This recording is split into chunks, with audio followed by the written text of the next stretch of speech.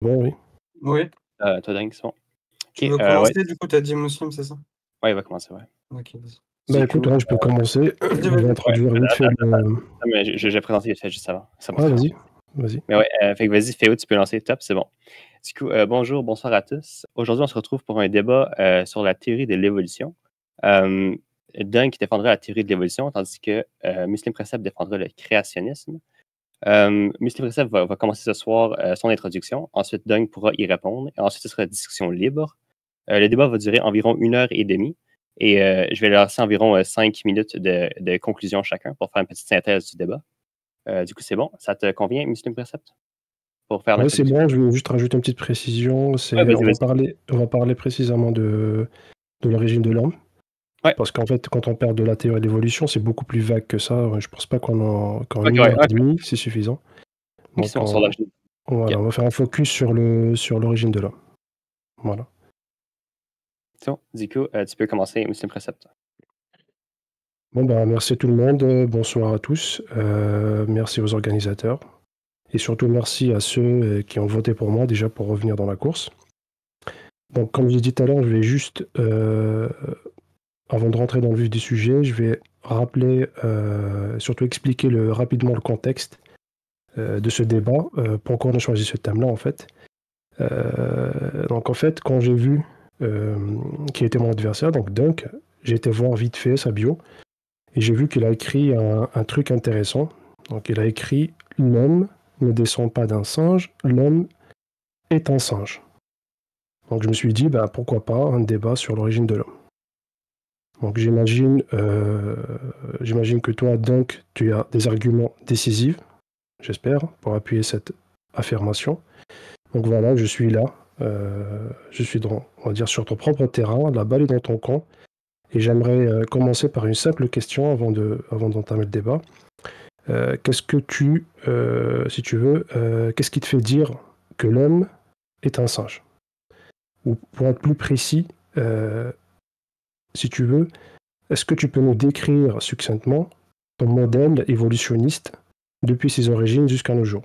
Pourquoi je te demande ça, c'est très important parce que il nous faut cette base-là pour qu'on puisse avancer au cours du débat. Donc, est-ce que tu peux juste me décrire ton modèle évolutionniste, en fait? Et qu'est-ce qui te permet de dire que l'homme est un singe? Alors, bonsoir. Je peux pas, on va dire, tout expliquer depuis le début. Je pense que ça risque d'être un peu long. Succinctement, vraiment. Tu veux que je commence où? À partir de l'apparition de la vie ou pourquoi l'homme particulièrement? Je parle pas de la vie, je parle principalement de l'homme. Pour toi, l'homme, quand est-ce que, si tu veux, à partir de quel moment il a émergé sur cette terre-là, à partir de quel moment il a foulé cette terre-là, si tu veux? Alors ça, comme j'ai pu le voir dans les paires de vidéos que j'ai pu regarder, à chaque fois, c'est assez arbitraire. Il n'y a pas de date précise à laquelle tout le monde est d'accord. Parce que vu que c'est de l'évolution, il y a toujours des critères qui sont entre les deux. En mode, de toute façon, même aujourd'hui, comme tu disais, on est des primates, hein, concrètement. Est-ce Il que... y a, Ouais. il y a une paire de gènes qui nous différencie des singes, des grands singes, des bonobos, de certaines espèces de singes. C'est c'est un chromosome, donc c'est de l'ordre de 1000 gènes ça dépend. Plus on se déplace de l'arbre, plus c'est fois 2, quoi. Après, donc plus on s'éloigne, plus il y a de gènes qui diffèrent. Mais par exemple, il y a les gènes pour le langage qui sont importantes, que souvent on dit oui, nous on peut parler, eux non, ben voilà, c'est environ des milliers de gènes qui sont différentes de celles des grands singes, des bonobos, pour que eux ne puissent pas, nous puissions parler. C'est une question de gènes. Alors, tout ce que tu m'as donné là, en tout cas, j'entends bien, mais je pense que ça reste vague quand même. Moi, ce que je t'ai demandé, c'est une explication vraiment très brève avec des éléments factuels. Est-ce que tu as quelque chose de décisif, si tu veux, qui dit, voilà, on a la preuve que l'être humain est un singe ou l'être humain il descend d'un singe? Est-ce que tu as je sais pas, une observation, une expérience empirique ou autre? Si tu veux des preuves de l'évolution, oui, il y en a plein, hein, ton appendice, ça en est une. Les deux sortes de petites bouboules qu'il y a au niveau entre ton nez et tes yeux, là, c'est des anciennes paupières qu'on avait. Ça s'appelle des organes vestigieux. Et du coup, c'est des trucs qui sont inutiles et qui sont une preuve évidente de l'évolution. Mais Alors ça, c'est faux. l'homme C'est découle de dangereux. l'évolution. Quand tu me dis l'homme est apparu à quel moment, je t'ai dit que c'est une question un peu tordue parce qu'on ne sait pas. Je peux te dire 7 millions d'années, d'autres vont me dire 3 millions. Ça dépend à partir de quand tu veux, en fait. Bon, À partir bon, de quand je vais... l'homme se tient droit, à partir de. Mhm. Faut savoir, en fait. Du coup, je sais pas. Donc tu es en train de me dire que ce que tu as écrit sur ta bio, c'est basé sur une croyance. C'est bien ce que tu es en train de me dire. En fait, tu crois que l'homme descend d'un singe, mais tu m'as présenté jusqu'à présent aucun élément factuel. Mais c'est pas grave, je vais t'aider un petit peu quand même. Euh, donc pour ce faire, donc je vais vous partager mon écran vite fait. Donc moi j'ai fait le travail, j'ai été chercher un petit peu sur tout ça. Donc soyez pas choqués. Alors, comment on fait pour... T'as une question avec les narines aussi, si tu veux.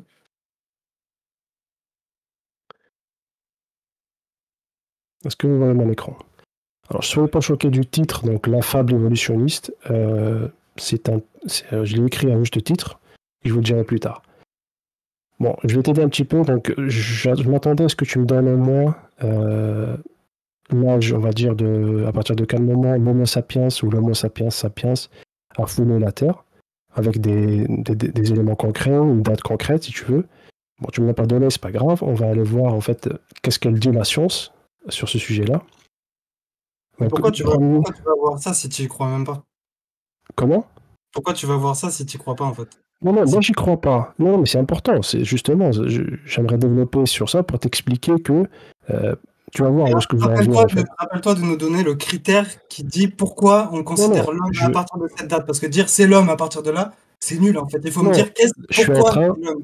Non, tu dois, si tu veux, tu dois te référer à la science empirique tout simplement. Tu peux sortir des trucs on va dire, de ton chapeau pour dire moi je crois que c'est ça ou c'est ça, mais si c'est pas prouvé, si c'est pas appuyé factuellement avec des preuves empiriques, expérimentales, je suis désolé, moi je ne prends pas. Moi je vais te montrer ce que ta science elle dit. Ensuite on va voir, comparer et on va voir est-ce que c'est concret, est-ce que c'est cohérent, est-ce qu'il y a un consensus là-dessus ou pas. C'est ce que je voulais montrer. Est-ce que vous voyez mon écran ou pas? Parce que j'arrive pas à le voir sur le... Je suis en train de te dire qu'il n'y a pas de consensus absolu. Oui, on voit ton truc. Mais tu vas pas. Il n'y a pas de consensus absolu. Autant demain, il y a des nouvelles théories, il y a les âges qui changent par rapport aux nouveaux. Il y a des trous qui sont comblés, des nouveaux trous qui sont créés. Ça change, c'est l'évolution, Muslim. Il y a des nouvelles espèces, etc. Tu sais. Eh bien, non, je te parle de... Non, on parle de l'homme, de l'apparition de l'homme. Donc, tu es en train de me dire, je résume bien, tu es en train de me dire que moi, je crois en un truc que j'ai écrit sur ma bio. Vas-y, montre-nous ton PowerPoint. C'est très important parce que... Pourquoi je te dis ça? Parce que généralement, quand on compare le modèle évolutionniste versus le modèle créationniste, on pointe du doigt, si tu veux, le modèle créationniste pour dire regardez, vous, même d'argile ou je sais pas quoi, avec tous comment dire, les clichés, les vieux clichés pour dire voilà, pour se moquer entre guillemets du modèle créationniste, pour dire vous n'avez pas de preuves empiriques, de preuves factuelles pour appuyer ça, etc. Tu vois. Et donc nous, on vous demande des preuves de même nature, à savoir le cadre que vous avez imposé initialement, donc c'est le cadre, si tu veux, expérimental, empirique, purement matériel et matérialiste. Quand on vous demande ce genre de preuves, tu me dis ah non, c'est pas assez comblé, etc. Donc c'est bien que tu es parti directement dans ton but, c'est très bien.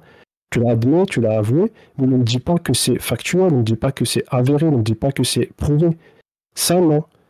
Donc effectivement, tu l'as bien dit, la science, il n'y a pas de consensus là-dessus. Aujourd'hui, c'est la pagaille générale, surtout en ce qui concerne l'origine de l'homme, etc. Et je vais te montrer après avec des sources, dans Nature, Science, PNAS, etc., où les scientifiques, ils s'arrachent les cheveux, littéralement.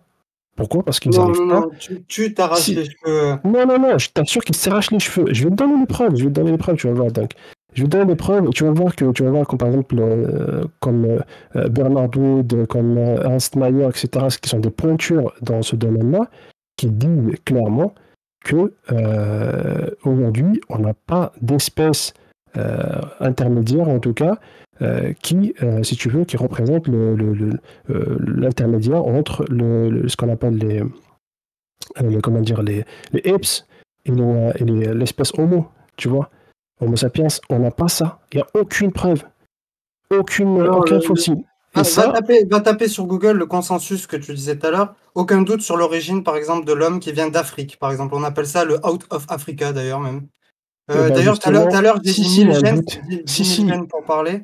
Si, il y a un doute. Regarde, je vais te montrer un truc. Regarde. Et j'ai noté 2-3 trucs, si tu veux. Les hominoïdes, c'était il y a 23 millions d'années. Ouais, Regarde. super. Et ça sert à quoi de citer des trucs? Vas-y, Non, montre-nous ton regarde. PowerPoint. Vas-y, Regarde, je montre-nous. vais te montrer un truc, Dunk. Montre-nous la science. Calme-toi, Dunk. Je vais te montrer un truc. Franchement, regarde, tu vas voir. Il y a certains trucs dont on n'est pas au courant, certains trucs, si tu veux, qui passent comme ça, discretos, dans les revues scientifiques et dont on ne parle pas dans les grands médias, par exemple. Je vais te montrer un truc vite fait, tu vas voir. Bon, là, par exemple, au tout début, on disait que le premier Homo sapiens est apparu en Éthiopie, par exemple, tu vois. Il y a de ça 195 000 ans, tu vois. Et jusqu'à récemment, je pense qu'en 2017, un truc comme ça, il y a un chercheur français donc, qui s'appelle Jean-Jacques Hublin, donc c'est un paléontologiste français qui est connu, qui a découvert un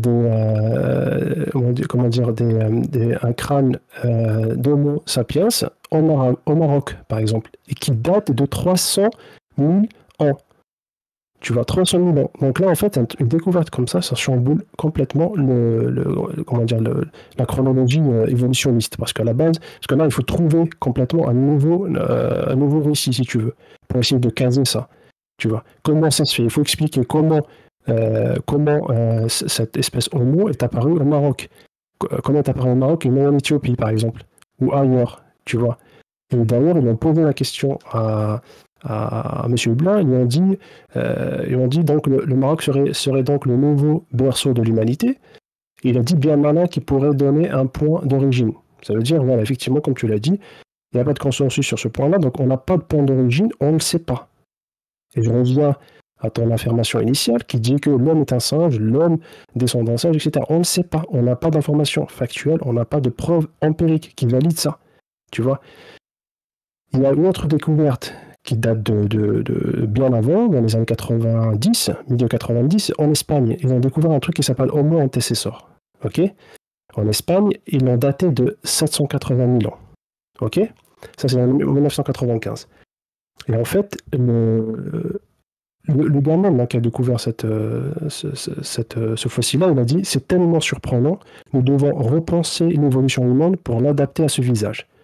Et le chercheur s'appelle Erswag. Il est connu, c'est un paléontologue espagnol. Il a dit le visage de Grandalina, c'est l'endroit où il a trouvé, a 800 000 ans et pourtant le nôtre. C'est presque celui d'un humain moderne. Mais c'est presque, juste pour mentionner, ton micro, ça a grisé un peu comme ça. Comme le son n'est pas très très bon. Je sais pas si tu peux me modifier un petit peu ou tu ne peux pas. Ouais, tu m'entends là? Je t'entends, mais lorsque tu parles fort, on entend un petit peu une sorte d'écho un peu désagréable. Mais c'est pas très grave. Mais là, c'est bon, là? C'est bon? Je ne suis pas certain. Faut que tu parles c'est bon? Ouais, vous m'entendez bien? Juste je te laisse un peu parler, mais puis développer ton propos, mais je vais aussi laisser Dunk ensuite développer son propos contre tes arguments éventuellement. Comme je te laisse un petit peu développer, mais parce que tu parles beaucoup, c'est Dunk, je fais mention. Ouais, vas-y. Si tu veux rebondir là-dessus, Dunk, vas-y. Qu'est-ce que tu en penses de ça déjà? Est-ce que tu étais au courant déjà de ça? Moi, j'aurais bien lu mon introduction, tu vois. Parce que c'est bien beau de dire qu'il y a eu des trucs. Forcément, ça va se modifier. Oui, ça sort de l'Afrique. Je vois pas trop où est le problème, en fait, pour le moment, dans ce que tu dis. En fait, si tu parles de la science, là, tu ne parles pas trop de ta croyance, en fait, du coup. Mais sinon, on va y venir. l'évolution a des bases c'est la base des fondements majeurs en biologie moderne. Ça explique la diversité des formes de vie sur Terre. C'est à la base développé par Charles Darwin au 19e siècle, mais ça continue d'évoluer d'ailleurs. Elle repose sur l'idée que les espèces changent au fil du temps en réponse à des pressions environnementales et à la sélection naturelle. À la base, c'est surtout ça l'idée, la sélection naturelle. L'évolution est soutenue par des preuves issues de nombreuses disciplines scientifiques, comme la paléontologie, la génétique et l'embryologie. Il y en a d'autres même, comme je sais pas, la paléontologie, si ça englobe les fossiles, tout ça, mais il me semble peut-être, du coup, voilà. Euh, Étudier ce processus permet de mieux comprendre comment les espèces, y compris l'homme, sont apparues et se sont adaptées. Ouais, très bien. Ça, on va y venir. Tu as parlé, tu as abordé le. Tu veux savoir ce que ma croyance, elle dit, il n'y a pas de problème. On va confronter ton modèle évolutionniste au mien. Une fois que j'aurai complètement démonté, vraiment démonté de A à Z, tous tes chaînons, là, toutes les icônes, si tu veux, de l'Australopithèque jusqu'à l'Homo sapiens sapiens, jusqu'à, pardon, un Néandertal, je vais te prouver par A plus B, avec des articles scientifiques, que tout ça, c'est une fable. Et ce n'est pas prouvé. Et on a des articles aujourd'hui, comme je t'ai dit, c'est la pagaille générale. On a des scientifiques aujourd'hui, ils s'arrachent les cheveux, ils disent non, à chaque fois qu'ils découvrent un nouveau fossile, il s'avère que ça ne respecte pas la chronologie initiale qu'ils ont établie, que soit c'est des espèces de singes, si tu veux, qu'ils ont au début considérés comme des espèces homo, par exemple, mais qui s'avèrent être des singes, ou bien tout simplement des ossements d'êtres humains. Tu vois. Et ça, en fait, il le corrige effectivement au bout de 10 et 30 ans. Ça, sans compter toutes les escroqueries, ça, je vais te montrer après des preuves, si tu veux, les fraudes, parce qu'il y a eu vraiment énormément de fraudes partout, hein, dans les universités, etc., où ils ont, si tu veux, fait passer des ossements humains, par exemple modernes, en ossements on va dire de Néandertal ou d'ossements qui sont vieux de je ne sais pas combien d'années, juste pour faire couler l'encre, écrire des articles, etc., etc. Et je vais te le montrer, tout ça, je vais te le montrer. Mais ça, je vais juste continuer ce que je te disais tout à l'heure. Là, on reste sur le mot antécesseur. Effectivement, tu regardes par exemple cet article-là de Nature, où ils disent ils ont un visage comme le nôtre. Mais ils ont quand même décidé de l'appeler homo antécesseur. Ils ont, si tu veux, imaginé un scénario autre. Pourquoi ? Parce qu'ils ne rentrent pas dans l'échelle évolutionniste. Ils ne rentrent pas dans l'échelle qui est initialement établie. Ça colle pas, tu vois. Pareil, on a un autre article dans Science qui confirme ce que je te dis, tu vois. Et là, Tu dis n'importe quoi. Il y a tous les êtres vivants de la planète qui rentrent dans la même catégorie. On possède tous des mitochondries, on possède tous un système similaire, on a tous des liens communs. Du coup, déjà, non, là, déjà, tu mélanges tout. Donc, déjà, pourquoi Dieu a créé des bactéries, etc., si on a des liens très étroits avec les bactéries, parce que la base de notre organisme, c'est la mitochondrie, c'est la base de ce qui crée notre énergie, de ce qui fournit nos muscles pour se déplacer. Et la mitochondrie, c'est quoi? C'est une fusion de bactéries, c'est une évolution, c'est pareil. Donc pourquoi il y a des bactéries et des organismes avec des mitochondries, et nous, on contient de la mitochondrie? Question numéro 1. Question numéro 2, pourquoi on a autant de... Attends. Question numéro 2. Pourquoi... Laisse-moi terminer 30 secondes. Pourquoi on a autant de défauts? Pourquoi on a autant de défauts? Là, c'est pas la complexité irréductible, c'est plutôt la complexité irréductible. Genre, elle est moche, ta complexité. L'œil, il est foutu à l'envers. T'as un canal qui passe en plein milieu, t'as un gros point noir en plein milieu, t'as le cerveau qui est obligé de tout remodifier. La colonne vertébrale qui est censée être droite, elle est pliée en 4. L'appendice, comme je te dis tout à l'heure, c'est l'organe vestigial qui sert à rien du tout à part te pourrir la santé, parce que du coup ça pourrit et t'es obligé d'aller à l'hôpital. Allez. Calme-toi. Je pourrais te recommander. Allez-y peut-être point par point, peut-être juste, puis essayer de parler un par le suite. Donc il faut pas s'éparpiller. Ouais. Là, en fait, tu partais sur un autre truc, un autre sujet, tu cries, etc. Calme-toi, il faut pas crier. Là, c'est un autre sujet, on peut en parler, il n'y a pas de souci. Mais là, restons concentrés. Là, je suis en train de t'exposer, si tu veux, les articles scientifiques. Je suis en train de te décrire ton modèle évolutionniste. Voici ce que ta science, elle dit. Donc là, si tu es en train de détourner le visage, tu ne veux pas assumer, c'est quand même grave. Ce que je pourrais vous recommander, ce serait de faire peut-être la moitié du débat. Muslim Recep, tu attaques sur tes arguments. Ensuite, je laisse la moitié du temps à Dunk pour attaquer sur ses arguments. Ça vous convient ou pas? Ouais, pas de souci. Enfin, s'il n'y a pas de fil conducteur, s'il n'y a pas un minimum d'organisation, on va pas s'en sortir. Lui, il part du coq à l'âne, c'est pas pertinent. Franchement, je voulais vraiment préparer un truc très intéressant. Je peux dire la même chose, d'où c'est un débat, c'est pas un PowerPoint aujourd'hui. Dunk, franchement, faut pas le prendre mal. Dunk, faut pas le prendre mal. Franchement, j'ai vraiment préparé pas mal de choses, pas mal d'articles très intéressants qui pourraient intéresser pas mal de monde. Franchement, faut pas le prendre comme ça. Vas-y, tu regardes, c'est pas grave. Continue ton exposé, fais ta conférence. Vas-y, fais ta conférence, j'interviendrai. Fais ma conférence, pas de problème. Si tu n'en as jamais entendu parler, parce que ton affirmation, comme j'ai dit tout à l'heure, elle est fondée sur une croyance une simple croyance parce que tu as une confiance aveugle sur ce que tu as entendu, sur ce que tu as vu dans des musées ou autres, ou dans une vidéo ou autre, c'est ton problème. Tu vois, mais là, je suis en train de te montrer des articles dans des revues de renommée internationale. Donc, soit tu les acceptes, ok, là, tu seras cohérent avec ton propre paradigme, soit tu les rejettes, et dans ce cas-là, ne viens pas me dire que moi, mes affirmations sont fondées sur des choses empiriques, rationnelles, validées, etc. Tu vois. Donc, je suis en train de te montrer ce qui est écrit dans la science, que la science, elle dit à ce sujet-là. Tu vois. Pareil, il y a aussi un... Là, ça, je vais le passer parce que... Pareil, ça, c'est pour te montrer à quel point c'est la pagaille, si tu veux, dans l'échelle évolutionniste. Il y a aussi un autre fossile qu'ils ont découvert au Kenya, par exemple, qui a été daté de 3,5 millions d'années, tu vois. Et regarde bien ce que Nature elle a titré. L'histoire évolutive des humains est complexe et non résolue. Ce que tu as dit tout à l'heure, très bien, tu vois. Mais malheureusement, ce que la plupart des athées ils imaginent, ce qui, on va dire, ce qu'on peut trouver, ce qu'on peut entendre, ce qu'on peut voir dans le folklore, si tu veux, évolutionniste, c'est que c'est plié, c'est réglé. Non, vous, les créationnistes, c'est mort. Tu vois ce que je veux dire? Alors que c'est faux, c'est totalement faux.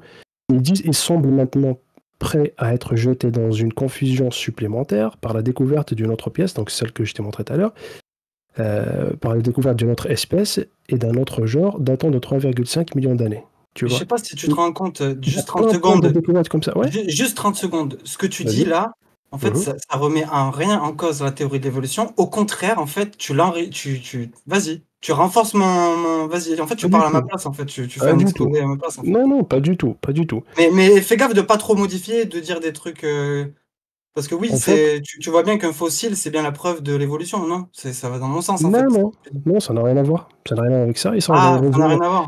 Ça n'a absolument rien à voir. En quoi un fossile, c'est une preuve de l'évolution? Vas-y, dis-moi en quoi un fossile, c'est une preuve de l'évolution. Parce qu'on distingue par l'arbre des fossiles et même des crânes fossiles.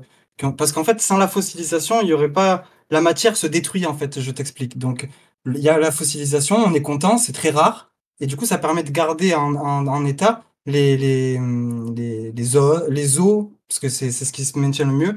Qu'est-ce que tu La racontes? peau, l'ADN, tout ça se détruit très facilement. Là, il y a des cellules qui sont tout est détruit en général dans la fossilisation. Il y a Ça, des c'est cas pas une très preuve de l'évolution, ça. mais En quoi c'est une preuve de l'évolution? Si une l'évolution, c'est espèce... parce qu'on arrive à distinguer, que je peux mettre 2-3 images dans le chat, moi aussi, je peux. Vas-y. Que il y a par exemple, ça, c'est c'est un crâne de Néandertal, Mhm. et on distingue l'arrière du crâne qui est beaucoup plus bombé, on distingue une mâchoire différente, les formes qui sont différentes, les yeux qui sont différents. C'est surtout une question de longueur et de taille d'os. C'est quoi le rapport Après, avec ce que je te dis, en fait? ça dépend des espèces. Entre Homo et Homo habilis, par exemple, quand on met le mot Ouais, habilis, c'est parce que c'est habile, par exemple. Mais ça, je t'ai dit dès le début, c'est arbitraire. C'est des gens qui se sont dit, oh tiens, là, on voit un homme, il a l'air d'être habile parce on a retrouvé des fossiles et plutôt c'est même des traces, en fait, archéologiques qui très montrent bien. qu'il commençait à organiser sa maison de telle façon. Mais tout ça, c'est pas une fable. Pourquoi tu dis que c'est une fable? On retrouve des Regarde, traces. regarde. Tu sais que les gens comme toi, Tu veux... ils vont jusqu'à nier que Regarde. on dit qu'il y a la gravité, tu vois. Du coup, par exemple, s'il y a une table et un verre, la table était là avant le verre, tu vois. Il y a des Merci. couches Ouais. géologiques, tu vois. Et du Donc, coup, les couches géologiques, ça nous permet de poser des âges, et de faire des critères, de nous aider à. Il y a plein de critères. Il y a la génétique, il y a les couches géologiques, il y a plein de choses qui regarde, sont donc, mises en lien pour. voici ce que je te propose. Voici ce que je te propose. C'est vraiment très simple. Vas-y, Voici ton continue modèle. ton exposé. Non, Continue non, mon là, exposé. je vais encore aller droit dans le but. Je vais appuyer encore là où ça fait encore plus mal, si tu veux. Ça, c'est ton modèle évolutionniste que tu veux pas assumer, je ne sais pas pourquoi, ou peut-être que tu le connais pas, il n'y a pas de problème, tu vois.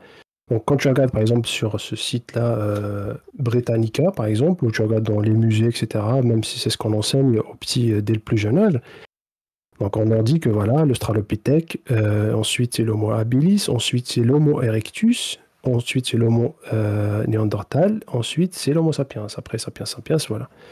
Donc ça c'est le modèle. Voici ce que je te propose. Donc je vais te prouver par des articles scientifiques que toutes ces pseudo-espèces intermédiaires ne le sont pas en fait. On n'a aucune preuve que c'est bien Homo habilis, que c'est bien, si tu veux, une espèce autre qu'un singe ou qu'un homme. Un être humain, pardon. Homo erectus, on ne sait pas si c'est un singe ou c'est un être humain, par exemple, tu vois. Toutes les fossiles, comme j'ai dit tout à l'heure, qu'on a trouvés, sont soit si tu veux, des ossements d'êtres humains, ou bien des fossiles, si tu veux, de singes, qu'on appelle pas vraiment singes, c'est les grands singes, ce qu'on appelle les hips, ok. On regarde par exemple l'Australopithèque, ok. Tu connais Lucie, tout le monde connaît Lucie. Tu connais Lucie Dunk? Réponds-moi, tu connais Lucie ou pas? Ouais, mais vas-y, continue ton exposé. Voilà. Moi, j'ai posé une image de la liste des crânes et justement de l'âge qu'ils Il n'y a ont. pas de problème. Moi, tu sais quoi, Ouais. tu peux, c'est pour ça que je l'appelle la fable évolutionniste, effectivement, parce que tu arrives comme ça ici dans un débat où tu n'as même pas préparé, je ne sais pas comment je dois le prendre, parce que voilà, je t'expose des trucs que tu ne connais même pas, que tu n'as même pas, si tu veux, dont tu n'as même pas connaissance. C'est quand même grave, tu vois. Venant de quelqu'un qui écrit dans sa bio que l'homme n'est pas un singe, pardon, l'homme ne descend pas d'un singe, mais c'est un singe, franchement, c'est vraiment culotté, quoi. Tu vois ce que je veux dire? Le minimum, c'est de connaître ça, par exemple, tu vois. De connaître ça, par exemple. Vraiment, c'est le minimum requis, tu vois. Mais c'est pas grave. Là, en fait, tu connais Lucie, tu m'as dit que tu connais. Tout le monde connaît Lucie, ils ont fait des films Hollywood, tout ce que tu veux, etc. Beaucoup de personnes croient que Lucie, c'est l'Australopithèque, machin, etc. Mais on a des études scientifiques, par exemple comme celle-ci, en plus qui date vraiment de 2015, etc., qui a étudié, si tu veux, la posture de l'Australopithèque, ok, notamment Lucie, ce qu'ils ont appelé Lucie. Il s'avère que, donc la conclusion est que la posture en érection de Lucie, donc sa posture donc, quand elle se met debout, est différente de celle observée chez les humains modernes, et est toujours un mystère, donc mystère, mais bien très sur ça. Les données fossiles ne sont pas encore suffisantes pour porter un jugement définitif sur la nature de sa posture d'érection, tu vois. Ça, c'est très important parce que quand on parle de posture d'érection ou de posture, quand, si tu veux, la différence entre un singe, ce qu'on appelle les hips, et les êtres humains, ils ont une différence vraiment radicale, par exemple, au niveau de la forme de la colonne vertébrale. Tu vois, les singes, ce qu'on appelle les hips, ils ont une forme de S, alors que les êtres humains, ils ont une forme de C, par exemple. Tu vois, ça c'est une différence parce qu'en fait, quand tu dis ça évolue à partir de ça, il faut que au moins, il faut que tu sois si tu veux, en mesure d'expliquer comment cet être-là qui est évolué ou qui a évolué de cette forme-là en forme de S en forme de C, tu vois. Comment il a réussi à faire ça vers ça. Si tu n'arrives pas à l'expliquer, que tu balances juste des trucs, des histoires comme ça, des fables, comme je les appelle, je suis désolé. Bah alors, ça passe pas, tu vois. j'ai Laisse-moi une question finir. à te poser. La J'ai une question. science Déjà, t'as pas répondu aux deux questions de tout à l'heure, mais bah vas-y, continue. Ouais, vas-y, excuse-moi de t'interrompre. Si tu veux, vas-y, rebondir sur ça, si tu veux. Alors, déjà, t'as pas répondu à pourquoi Dieu a mis des liens comme ça entre les êtres vivants, justement, pourquoi on est des eucaryotes et des mitochondries, etc. Et sinon, au cas où, genre, pourquoi il y a aussi des erreurs de ouf, genre. Il n'y a pas d'erreur. Il y a pas d'erreur, il y a juste l'œil qui est foutu à l'envers. Comme je te disais tout à l'heure, il y a des baleines qui ont des poumons. Là, tu passes du coq à l'âne. Non, t'as des éléphants qui perdent leurs dents et qui du coup meurent. Pourquoi? D'accord.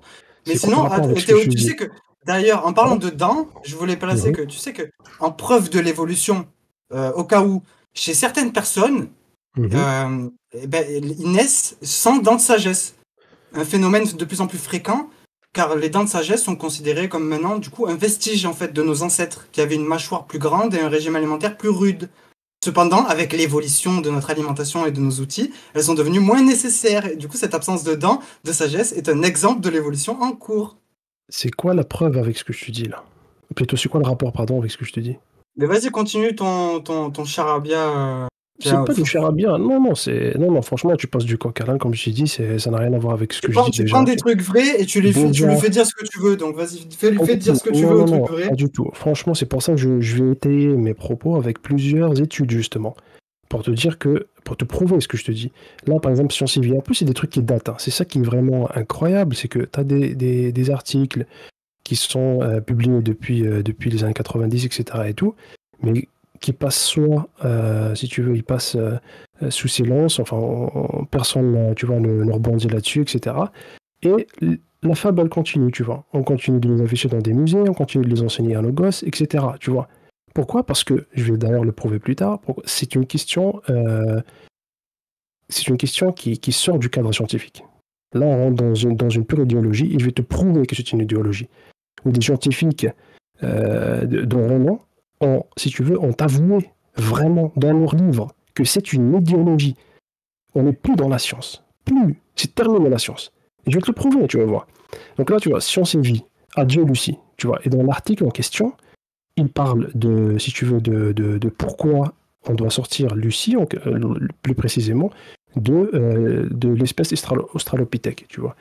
Voilà, cet autre article dans PNAS, par exemple, qui dit la présence de cette morphologie chez les deux derniers et chez Australopithèque, ainsi que son absence chez les humains modernes, remet en question le rôle d'Australopithèque en tant qu'ancêtre des êtres humains. Tu vois, PNAS, c'est quand même une revue qui est renommée, tu vois. Etc. T'as plein d'autres. T'as par exemple cet article-là dans Science. Je vais pas tous les lire, mais si tu veux, je peux vous envoyer la diapo et vous allez vérifier par vous-même, tu vois. Mais je vais lire par exemple celle-là. Contrairement aux affirmations précédentes, les empreintes sulcales, en fait, les empreintes sulcales, c'est les traces laissées par le cerveau dans le crâne, dans la boîte crânienne, tu vois. Et les étudier pour voir, si tu veux, et les comparer entre les comparer à l'homme principalement, parce que c'est de ça qu'il s'agit. Révèle une organisation cérébrale semblable à celle des grands singes et aucune caractéristique dérivée vers les humains. Tu vois. Donc aucune caractéristique dérivée vers les humains. Tu vois. Il n'y a rien qui va dans ce sens. Ça, c'est pour l'Australopithèque. Et je peux continuer pour l'Homo habilis, l'Homo erectus, l'Homo néandertal. J'ai des preuves pour chacun. Tu vois. Donc, je vais pas accaparer, si tu veux, la parole. Si tu veux, je peux rebondir sur ce que je dis. Vas-y donc. Bah non, mais pour moi, tu te fous de ma tronche presque là en fait. Vas-y, continue quoi. Vas-y, Écoute. barre-les tous. Tu sais, pour toi, pour toi, on voit bien visuellement qu'il y a que c'est enfin, Et toi, tu vas me les barrer un par un en me disant non, non, non, avec des arguments complètement fallacieux. Vas-y, termine toi. Vas-y, termine. C'est pas fallacieux. Je t'assure que l'Homo habilis, par exemple, après je vais terminer au niveau de l'Homo habilis, parce que pareil, l'Homo néandertal, je vais parler rapidement. Et je pourrais Mais tout ça, tu nous expliqueras ce que c'est. Hein. Est-ce que c'est des brouillons de Dieu? Est-ce que tu nous expliqueras plus tard? Parce que je t'ai posé la question il y a un quart d'heure. Je pourrais t'expliquer, Dunk. Il n'y a pas de brouillon, mais je pourrais t'expliquer. Je vais parler par exemple d'habilis, Homo habilis, ok? Regarde cet article dans Science, tu vois, qui dit « Nous présentons une définition révisée basée sur des critères vérifiables pour le genre Homo et concluant que deux espèces, Homo habilis et Homo rudolfensis, ne devraient pas appartenir à ce genre. » Donc le premier taxon à satisfaire ces critères est Homo ergaster. Donc là c'est un autre, si tu veux, une autre espèce qui est aussi rattachée à l'Homo erectus, ou le premier Homo erectus africain qui apparaît actuellement dans les archives fossiles il y a environ 1,9 million d'années. Mais tu vois, ce qu'ils appelaient Homo habilis, parce qu'il y a certains aussi qui disent Homo ergaster, c'est Homo habilis. Homo habilis, il n'est pas, en tout cas aujourd'hui, à l'état actuel des choses, on n'a pas de fossile qui correspond à ce critère-là, évolutionniste, qui représente l'intermédiaire entre, si tu veux, l'Australopithèque et l'Homo erectus. Il ne faut pas oublier que même l'Australopithèque, on n'a pas de fossile qui représente, si tu veux, ces caractéristiques. Tu vois. Mais là, je peux quand même te les détruire un par un pour te dire que soit c'est des singes, soit c'est des êtres humains. Il n'y a pas d'intermédiaire, il n'y a pas d'entre les deux. Tu vois. Et là, il dit, par exemple, pour l'Homo habilis, il doit être tout simplement exclu si tu veux, de la catégorie, de cette catégorie-là, et basculer vers la catégorie Australopithèque, tu vois. Pareil, on a par exemple dans cette revue Molecular Biology and Evolution de Oxford, qui dit « Cela peut sembler une affirmation surprenante. » Effectivement, c'est une affirmation surprenante. Surprenante pour qui ? Pour les personnes qui croient en la fable évolutionniste, qui croient dur comme fer. car pendant 3 décennies, les espèces abiliens ont été considérées comme des taxons de transition reliant Australopithèque via les abiliens aux espèces ultérieures du genre Homo. Cependant, à quelques exceptions près, les spécimens abiliens connus sont désormais reconnus comme datant de moins de 2 millions d'années, tu vois. Ils disent ce qui les rend trop récents pour être des formes de transition menant à Homo sapiens. Donc, ce sont plus une forme de transition, si tu veux. Tu vois, etc.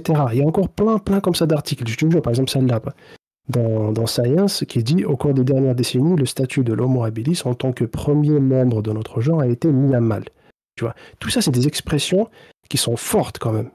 Au bout de plus de 150 ans, depuis que cette théorie elle a été pendue, enseignée, relayée, tu vois, dans des conférences, dans tout ce que tu veux, dire une telle chose, c'est quand même très fort. Quand tu auras fini ton révisionnisme, tu taperas hominoïde, par exemple, sur Google, et tu me diras s'il n'y a pas de lien entre des machins qui a 23 millions, parce que là, tu me parles de trucs qui a quelques millions d'années. Moi, si tu veux, là, je te parle d'hominoïde. Et il y a des gens qui disent qu'il y a des liens, comme je te disais tout à l'heure, quand j'ai pris la parole, mais sauf que t'as pas l'air de percuter, il y a des liens bien encore plus profond avec chacune. Il y a même un lien avec toi et une banane. Je sais pas si tu t'en rends compte, mais t'as pas l'air de t'en rendre compte. Je sais. Mais ça, c'est un argument. Va sur Google et tape hominoïde et tu verras s'il n'y a pas de lien entre. Ça, c'est un argument contre ta théorie, tu le sais. Et même, de toute façon, en face de toi, là, il y a des trucs pour toi, il y a des liens évidents. Et d'ailleurs, l'espèce genre Néandertal, c'était une espèce d'homme différente qui s'est, entre guillemets, éteinte. Maintenant, il n'y a plus que des Homo sapiens normaux. On fait plus de distinction. Ça aussi, c'est une question. Pourquoi il y a des espèces qui se ramifient, qui se diversifient, et nous, on s'est plutôt, entre guillemets, unifié vers une seule et même espèce.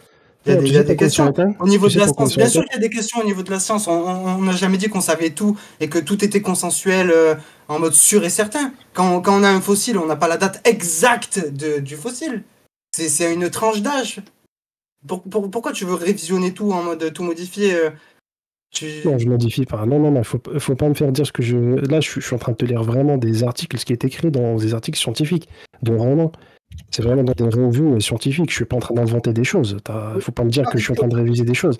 Non, je t'ai parlé des hominoïdes parce que c'est par là qu'on est allé vers les grands singes et c'est par là ensuite qu'on a perdu notre queue qui s'est transformée en coccyx, qui est un nouveau organe vestigieux de nouveau qui sert à rien du tout. Et puis l'hominini, c'est la dernière branche qui a 10 millions d'années. Enfin oui, tu as plein de branches et tous il y a des millions, tout ce que tu apprends à l'école, on est tous d'accord. Même les gens là que tu vas cherry picking comme ça des petits trucs en mode avec des petits carrés. Regarde, là il a dit ça, si je l'interprète comme ça, regarde ça veut. Non, mais vas-y, continue à faire ça si tu aimes bien transformer.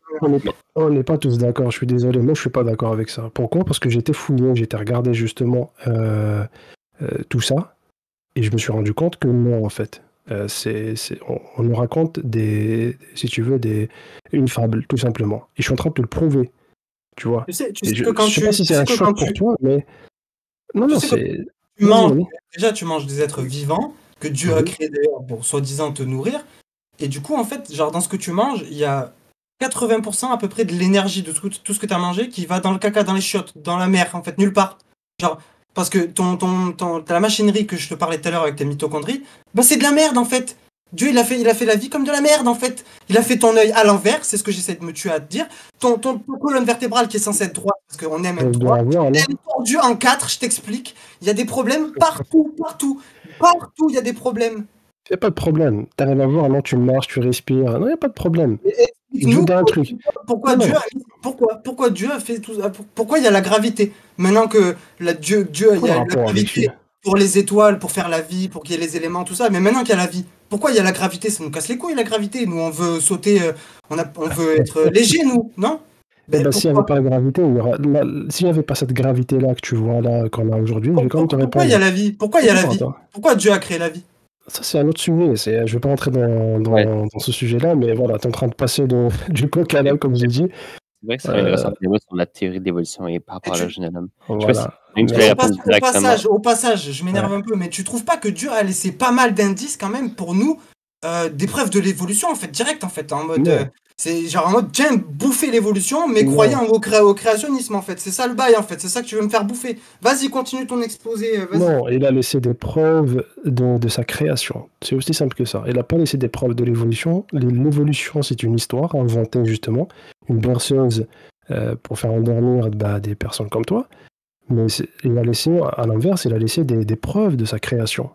Des preuves que tu peux voir à l'échelle du génome jusqu'aux confins de l'univers, tu vois. Parce que quand tu prends par exemple, et ça je vais rebondir sur un truc très important, quand tu prends par exemple...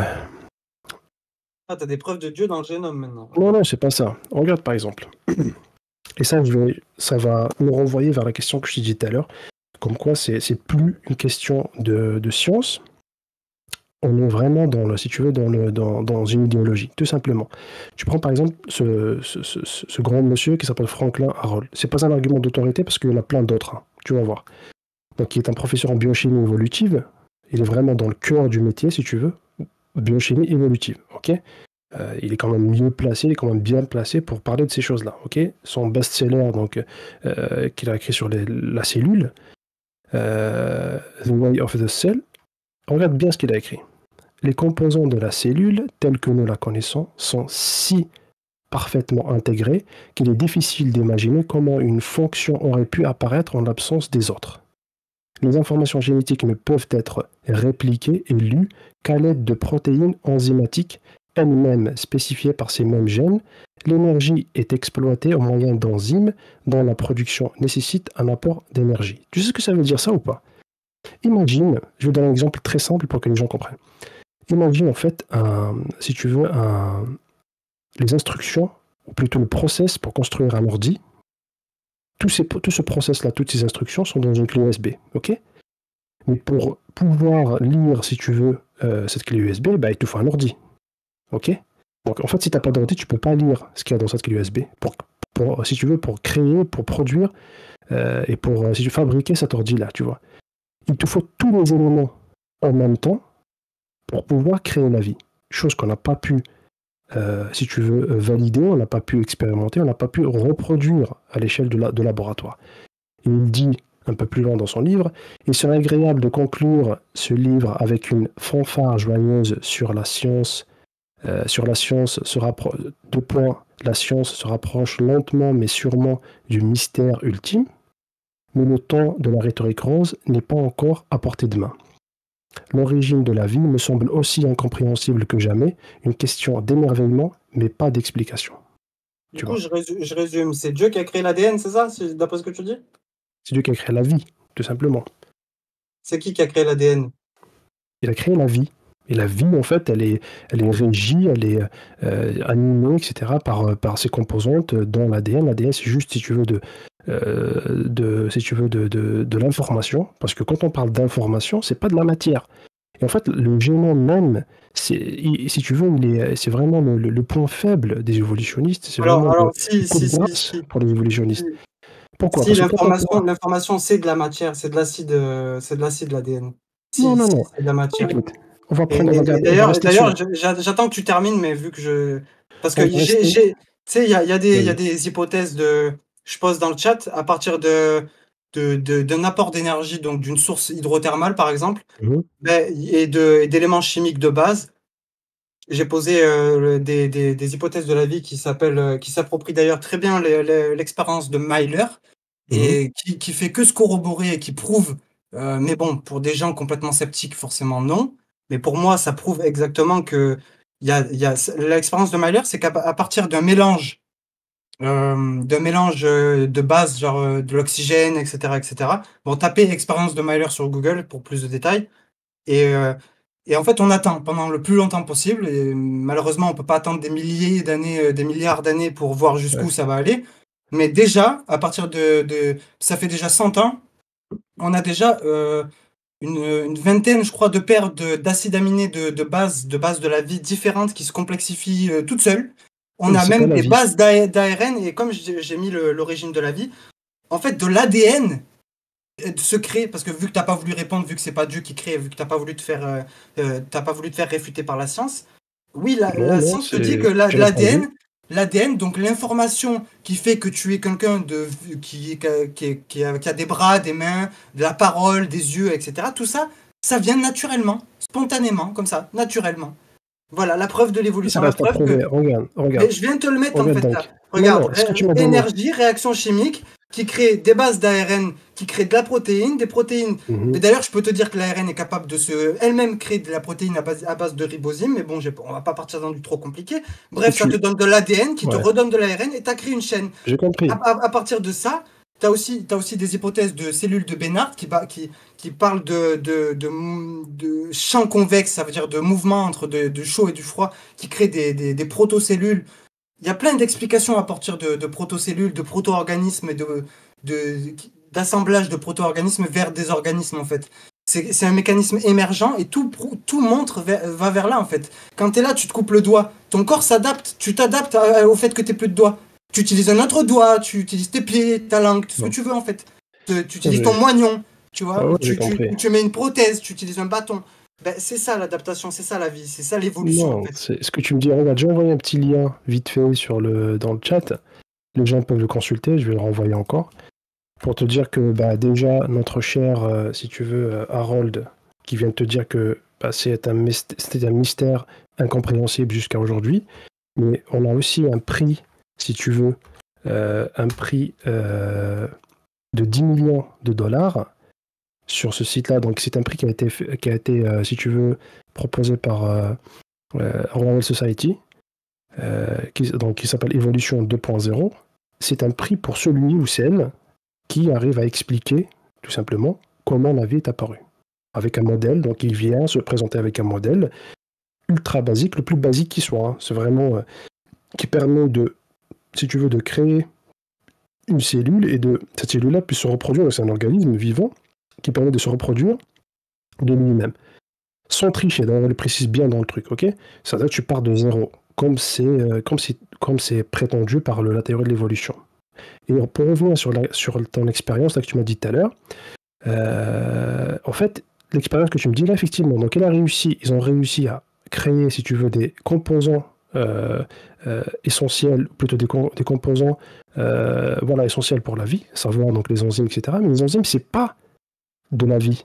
C'est pas de la vie. Laisse-moi finir. Tu te fais que dire tout est faux, mais tu apportes rien. Je vais te dire pourquoi.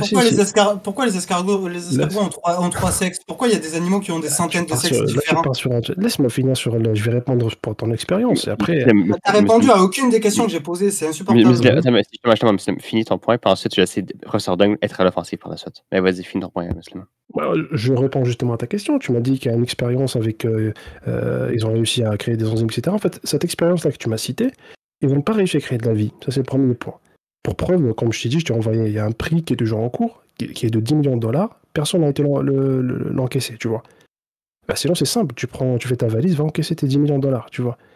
Et pourquoi Harold, il dit une telle chose? Il dit que c'est incompréhensible. Non, parce qu'on n'arrive pas à créer la vie. Ça, c'est dans le milieu scientifique, c'est connu. Il n'y a personne qui peut dire le contraire. Après, tu peux me dire le temps, etc. Mais non, c'est pas encore validé. Ça reste des spéculations infondées, si tu veux. Et ce que tu m'as dit pour l'expérience de tout à l'heure, il y a plusieurs critères qu'il faut prendre en compte. En fait, effectivement, on a réussi à créer des enzymes dans un milieu, si tu veux, qu'ils ont imaginé comme primitif, si tu veux. Mais il y avait plusieurs erreurs dans l'expérience en question. Ils ont, si tu veux, imaginé une atmosphère qui est différente de la nôtre. Très bien, pas de problème. Une atmosphère primitive, il n'y a pas de souci, ok? Mais déjà, à l'issue de cette expérience, il y a eu des gaz qui se sont produits, si tu veux, qui tuent la vie. Quand ils ont fini l'expérience, si tu veux, à l'issue de l'expérience, il y a des gaz qui se sont produits et qui tuent la vie complètement. Et pour finir, ils n'ont pas créé de la vie. Effectivement, c'est des enzymes inertes, mais c'est pas de la vie, ça. Parce qu'il n'y a pas d'ADN dedans, il n'y a pas un truc qui va animer tout ça. Et comme je disais tout à l'heure, comme d'ailleurs Harold le dit, il te faut tout ça en même temps pour que tu puisses créer un organisme vivant, animé, pour qu'il puisse agir et interagir, reproduire, et ainsi de suite. C'est ça la vie. C'est pas juste des enzymes comme ça qui baignent dans une soupe chimique. C'est pas ça. Tu vois. Et là, je vais conclure sur le truc où il dit, là on rentre dans la composante dogmatique, si tu veux, où il dit, devrions rejeter par principe, donc là c'est plus une question de science, c'est une question de principe. Donc il dit nous devrions rejeter, c'est la même personne hein, qui disait tout à l'heure que la vie est mystérieuse, qu'on n'a pas réussi à découvrir, etc. Il dit que nous devrions rejeter par principe la substitution de la conception intelligente au dialogue du hasard et de la nécessité. Mais nous devons admettre qu'il n'y a actuellement aucun récit darwinien, regarde bien ce qu'il dit. Il n'y a actuellement aucun récit darwinien détaillé de l'évolution d'un système biochimique ou cellulaire, seulement une variété de spéculations rêveuses. Tu vois? C'est lui qui le dit. Il dit que c'est juste une variété de spéculations rêveuses. Et il a bien raison, en fait. Par contre, il reste attaché à son explication évolutionniste, à son matérialisme. Pourquoi? Par principe. Non pas parce qu'il a découvert par respect à la science ou par... Non, c'est juste par principe, tout simplement. Et là, on quitte le domaine de la science, on rentre dans une idéologie, dans un dogme, tout simplement. Vas-y, je te laisse la parole. Tu fais répondre, Dunk. Puis par la suite, tu vas pouvoir continuer ton introduction et attaquer sur des questions se poser à Muslim. Ouais, De vas-y, quoi? vas-y. Mais Petit Dunk? je comprends pas. Tu comprends pas quoi? T'en penses quoi, par exemple, de ce que Harold il dit, par exemple? Tu vois, il dit qu'il rejette si tu veux, le Tu dis modèle n'importe créationniste. quoi, tu dis n'importe C'est pas quoi. moi qui le Les dis, gens, Harold. mais je t'explique. Les gens dans le chat, ils pètent un câble. Moi-même, des fois, je pète un câble. Tu dis des trucs, Tu peux péter c'est un câble si n'importe tu quoi. veux, mais Si tu dis que le bleu ça c'est change rien. rouge, moi je peux rien faire pour toi au bout d'un moment. Enfin, moi je suis pas un spécialiste en biologie. Si tu parles dans les concepts d'enzymes ou je sais pas quoi forcément, je sais pas moi, ou quand tu me parles des milliards pas être d'espèces spécialiste. différentes qu'il puisse y Non. avoir, c'est pour moi une preuve évidente de l'évolution. C'est à toi de nous expliquer parce que t'expliques rien, tu fais que dire ouais c'est faux, regarde ça c'est faux, regarde c'est faux. Mais Moi, je dis vas-y, rien. montre-nous et explique-nous comment Dieu a créé la vie, à quel moment, du coup, pourquoi. Vas-y, explique-nous, à toi de nous expliquer. Moi, donc, Parce que là, depuis tout à l'heure, tu écoute. expliques une vision que tu crois même pas, en fait. Pourquoi Non. T'as rien En fait, démonté du tout, en fait. Darwin, moi, en tu peux tant le que... laisser. Attends, C'est 2 pas ça. secondes. Darwin, tu peux Oui, le oui. laisser en son temps. Darwin, ça sert à rien de dire Darwin. Parce que Darwin, c'est son époque, il a juste apporté la sélection naturelle. Il a juste compris qu'une grenouille, il voyait pas, par exemple, sur du bois, un insecte qui est de la même couleur du bois, ou dans la neige, un insecte blanc, etc. Enfin, la couleur, enfin, c'est une question de couleur, une question de camouflage. La sélection naturelle, la base, c'est une question visuelle. Mhm. Écoute. C'est évident, même ça, c'est évident en fait. Quand Non. tu es là, tu vas pour chasser quelque chose qui se camoufle, qui a la même couleur que ton environnement. Tu le vois pas. Du coup, tu as moins de chances de le bouffer. Du coup, il a plus de chances de survivre. Et du coup, de se reproduire. Et du coup, tu le reverras demain parce qu'il s'est reproduit. Et c'est pour ça que tu vois des espèces encore aujourd'hui. Parce que d'autres se font bouffer, meurent, s'éteignent. Ça arrive. Et d'ailleurs, c'est marrant parce que tu m'as pas trop parlé du chaînon manquant, mais t'es au courant que si on trouve une espèce A et une espèce B, et qu'on trouve une espèce entre les deux, déjà il y avait un trou à la base, on comble le trou, ben mince, du coup maintenant il y a un trou à droite et un trou à gauche, hein, si tu veux, en fait. Tu peux dire mince, il y avait quoi entre A et le nouveau truc, et entre le nouveau truc et B. Donc forcément, tu peux rajouter et inventer des nouvelles transitions d'espèces, mais sache qu'on les aura jamais. La vie, c'est pas un kiwi. La nature, elle détruit l'ADN, elle détruit tout ce qui passe. Nous, on a la chance d'être là. Dans 10 milliards d'années, on sera sûrement même plus là. Il y aura à peine peut-être quelques fossiles pour des extraterrestres qui découvriront peut-être des vestiges, s'ils ont la capacité de traverser le... Mais déjà, même ça, pourquoi Dieu a créé un îlot, un petit morceau, un mini pourcent de l'univers qui est vivable, où on peut abriter la vie, et tout le reste, c'est de la merde. Sur le Soleil, tu peux pas y vivre, sur la Lune, tu peux pas y vivre, sur le Mars, tu peux pas, Jupiter, tu peux pas, c'est des planètes gazeuses. Enfin, il y a plein de trucs, tu peux pas. Non, Enfin, c'est pas de la merde. Mais bien sûr que si. C'est pas de la merde. Et t'as toujours même pas répondu au pourquoi on a des organes vestigieux, inutiles aussi. Il n'y a pas d'organes vestiges, ça n'existait pas. Ah, ça existe pas. Ah, d'accord. Non, ça n'existait pas. C'est des trucs, à chaque fois on découvre. Je vais te donner un exemple, par exemple. Il y a même, on parle par exemple, avant on parlait d'ADN poubelle. Est-ce que tu as entendu parler de ça ou pas? Junk DNA. Ça te dit ou pas? Tu connais ou pas Junk DNA? Bah, c'est à peu près la même chose. On dit que c'est une ADN qui sert à rien. Enfin, avant on disait que c'était une ADN qui servait à rien, tu vois. Mais il y a au d'autres final, trucs, il y a un truc plus oui, mais compliqué là. non, Juste non, mais avant au d'arriver, final, j'ai au vu, j'ai final, vu un truc sur les flagelles des oui, bactéries. On a de la écoute, flagellite, on a de la flagellite, c'est pas un d'accord? argument, c'est pas un Alors argument. Non, c'est pas parce que, explique-moi, laisse-moi finir. qu'est-ce qu'on Ouais, fout avec de la flagellite? Ben, je vais Pourquoi? répondre justement, je vais répondre. Pourquoi? Écoute-moi, c'est pas parce qu'on sait pas la fonction de telle ou telle chose qu'elle sert à rien. Et pour preuve, comme je t'ai dit, la junk DNA qu'on a considéré comme une ADN poubelle, ça veut dire un ADN qui sert à rien, il s'avère être, quand ils ont fait le projet je ne sais plus comment on l'a appelé, c'était en 2012, ils ont découvert que ce junk DNA était en vérité le maestro de l'ADN, celui qui gérait des fonctions ultra complexes et qu'il était vraiment vital pour l'ADN, tu vois. On l'a su comment? On l'a su plus tard, on l'a su quoi? 20 ans après, tu vois. Mais avant, on disait que c'était une ADN poubelle, etc., qu'elle servait à rien, que c'était une preuve de l'évolution. Ils l'ont même crié sur tous les toits, etc. Et au bout de quelques années plus tard, ils ont dit non, au final, quand ils ont fait le projet là que je te disais, ils ont découvert que le junk DNA est le maestro de l'ADN. Voilà, parce que la science a révélé plus tard que c'est utile. C'est pas parce que là, en l'état actuel des choses, on voit les choses comme ça, on se dit ah bah tiens, ça sert à rien. Et après, bon, au bout de quelques années, on va découvrir que ça sert à quelque chose, tu vois. Il y a plein de trucs comme ça. C'est pas parce que tu connais pas la fonction qu'elle sert à rien. Et pour revenir à ta question de tout à l'heure sur pourquoi je parle pas de mon modèle créationniste pour l'instant, c'est parce que voilà, je suis quelqu'un d'organisé. Je veux bien d'abord détruire si tu veux, ton modèle évolutionniste, parce que il prétend être, on va dire, la vérité, tout simplement. Une vérité basée sur, comme je disais, sur de l'expérience, sur des preuves empiriques, factuelles, etc. Donc là, non, je dis non. Je veux te prouver à toi et aux personnes qui nous écoutent que non, en fait, la science aujourd'hui, bah, elle est dans une impasse. Dans une impasse notamment sur la question de l'origine de l'homme, de l'origine de la vie, de l'origine de l'univers, par exemple, etc., etc. La science aujourd'hui, elle peut pas apporter elle n'arrive pas à apporter des réponses à ça, tu vois. Et toi, Une fois que je t'ai montré ça, laisse-moi finir. Vas-y, Une vas-y. fois que je t'ai montré ça, ok, on va se retrouver, si tu veux, sur le même piédestal, ok. Et après, on va comparer.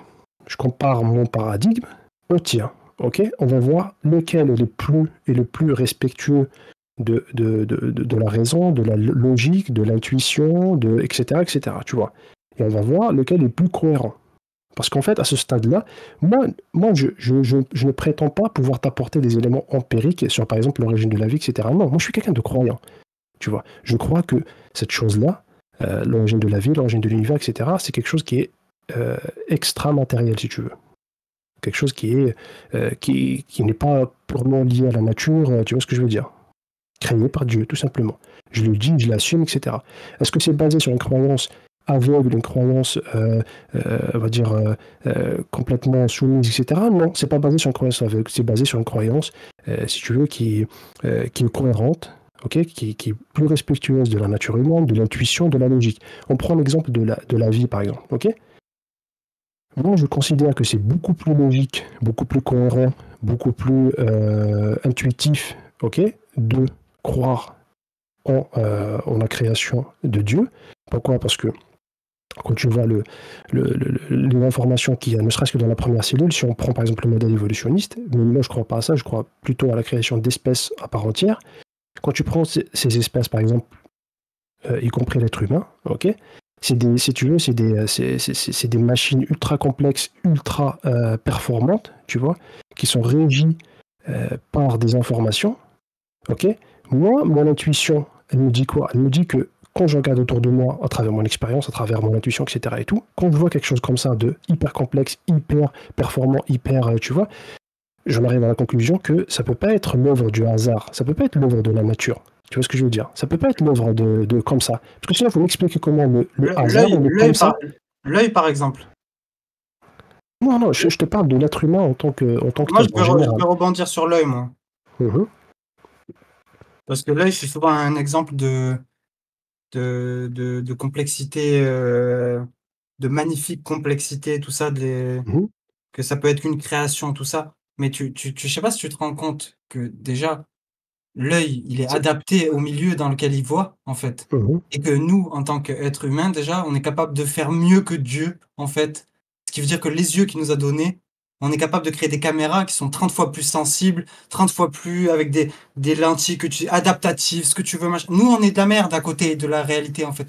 Tu te dis non, on est nul Pas de la à merde. Qu'est-ce que tu chier. racontes? Je te Qu'est-ce dis, que tu déjà racontes? tout à l'heure, je t'ai dit l'œil, il est monté à l'envers. Et tu me dis Il est oui, pas mais ça va monté. servir à quelque chose. Ah, Et si alors? l'œil, il est monté. T'as rien à voir, non? Arrête de m'interrompre, Rien à voir, bordel. non? Bah vas-y. L'œil, du coup, comme je te disais, si Mhm. tu vois pas sous l'eau sans lunettes, c'est parce que tu as une lentille qui est adaptée à l'air. Donc c'est une preuve de l'évolution. Et tous les scientifiques te disent que l'œil, à la base, il n'y avait même pas de lentille.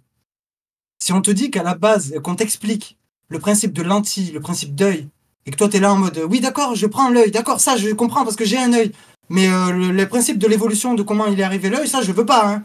C'est ce que tu me fais en fait. Parce Non, que je te fais pas ça. nous on t'explique que c'est à la base de cellules photoréceptrices, de la base de l'évolution. On est à la base du Luca, le Ancestral Common. On pense qu'on était une. Enfin, on pense, voilà, il faut rester dans l'hypothèse apparemment, sinon, c'est de la croyance. Ouah. Oui, on n'est pas sûr à 100%, on pense on découle tous, jusqu'à preuve du contraire d'ailleurs, d'un ancêtre commun. On descend tous.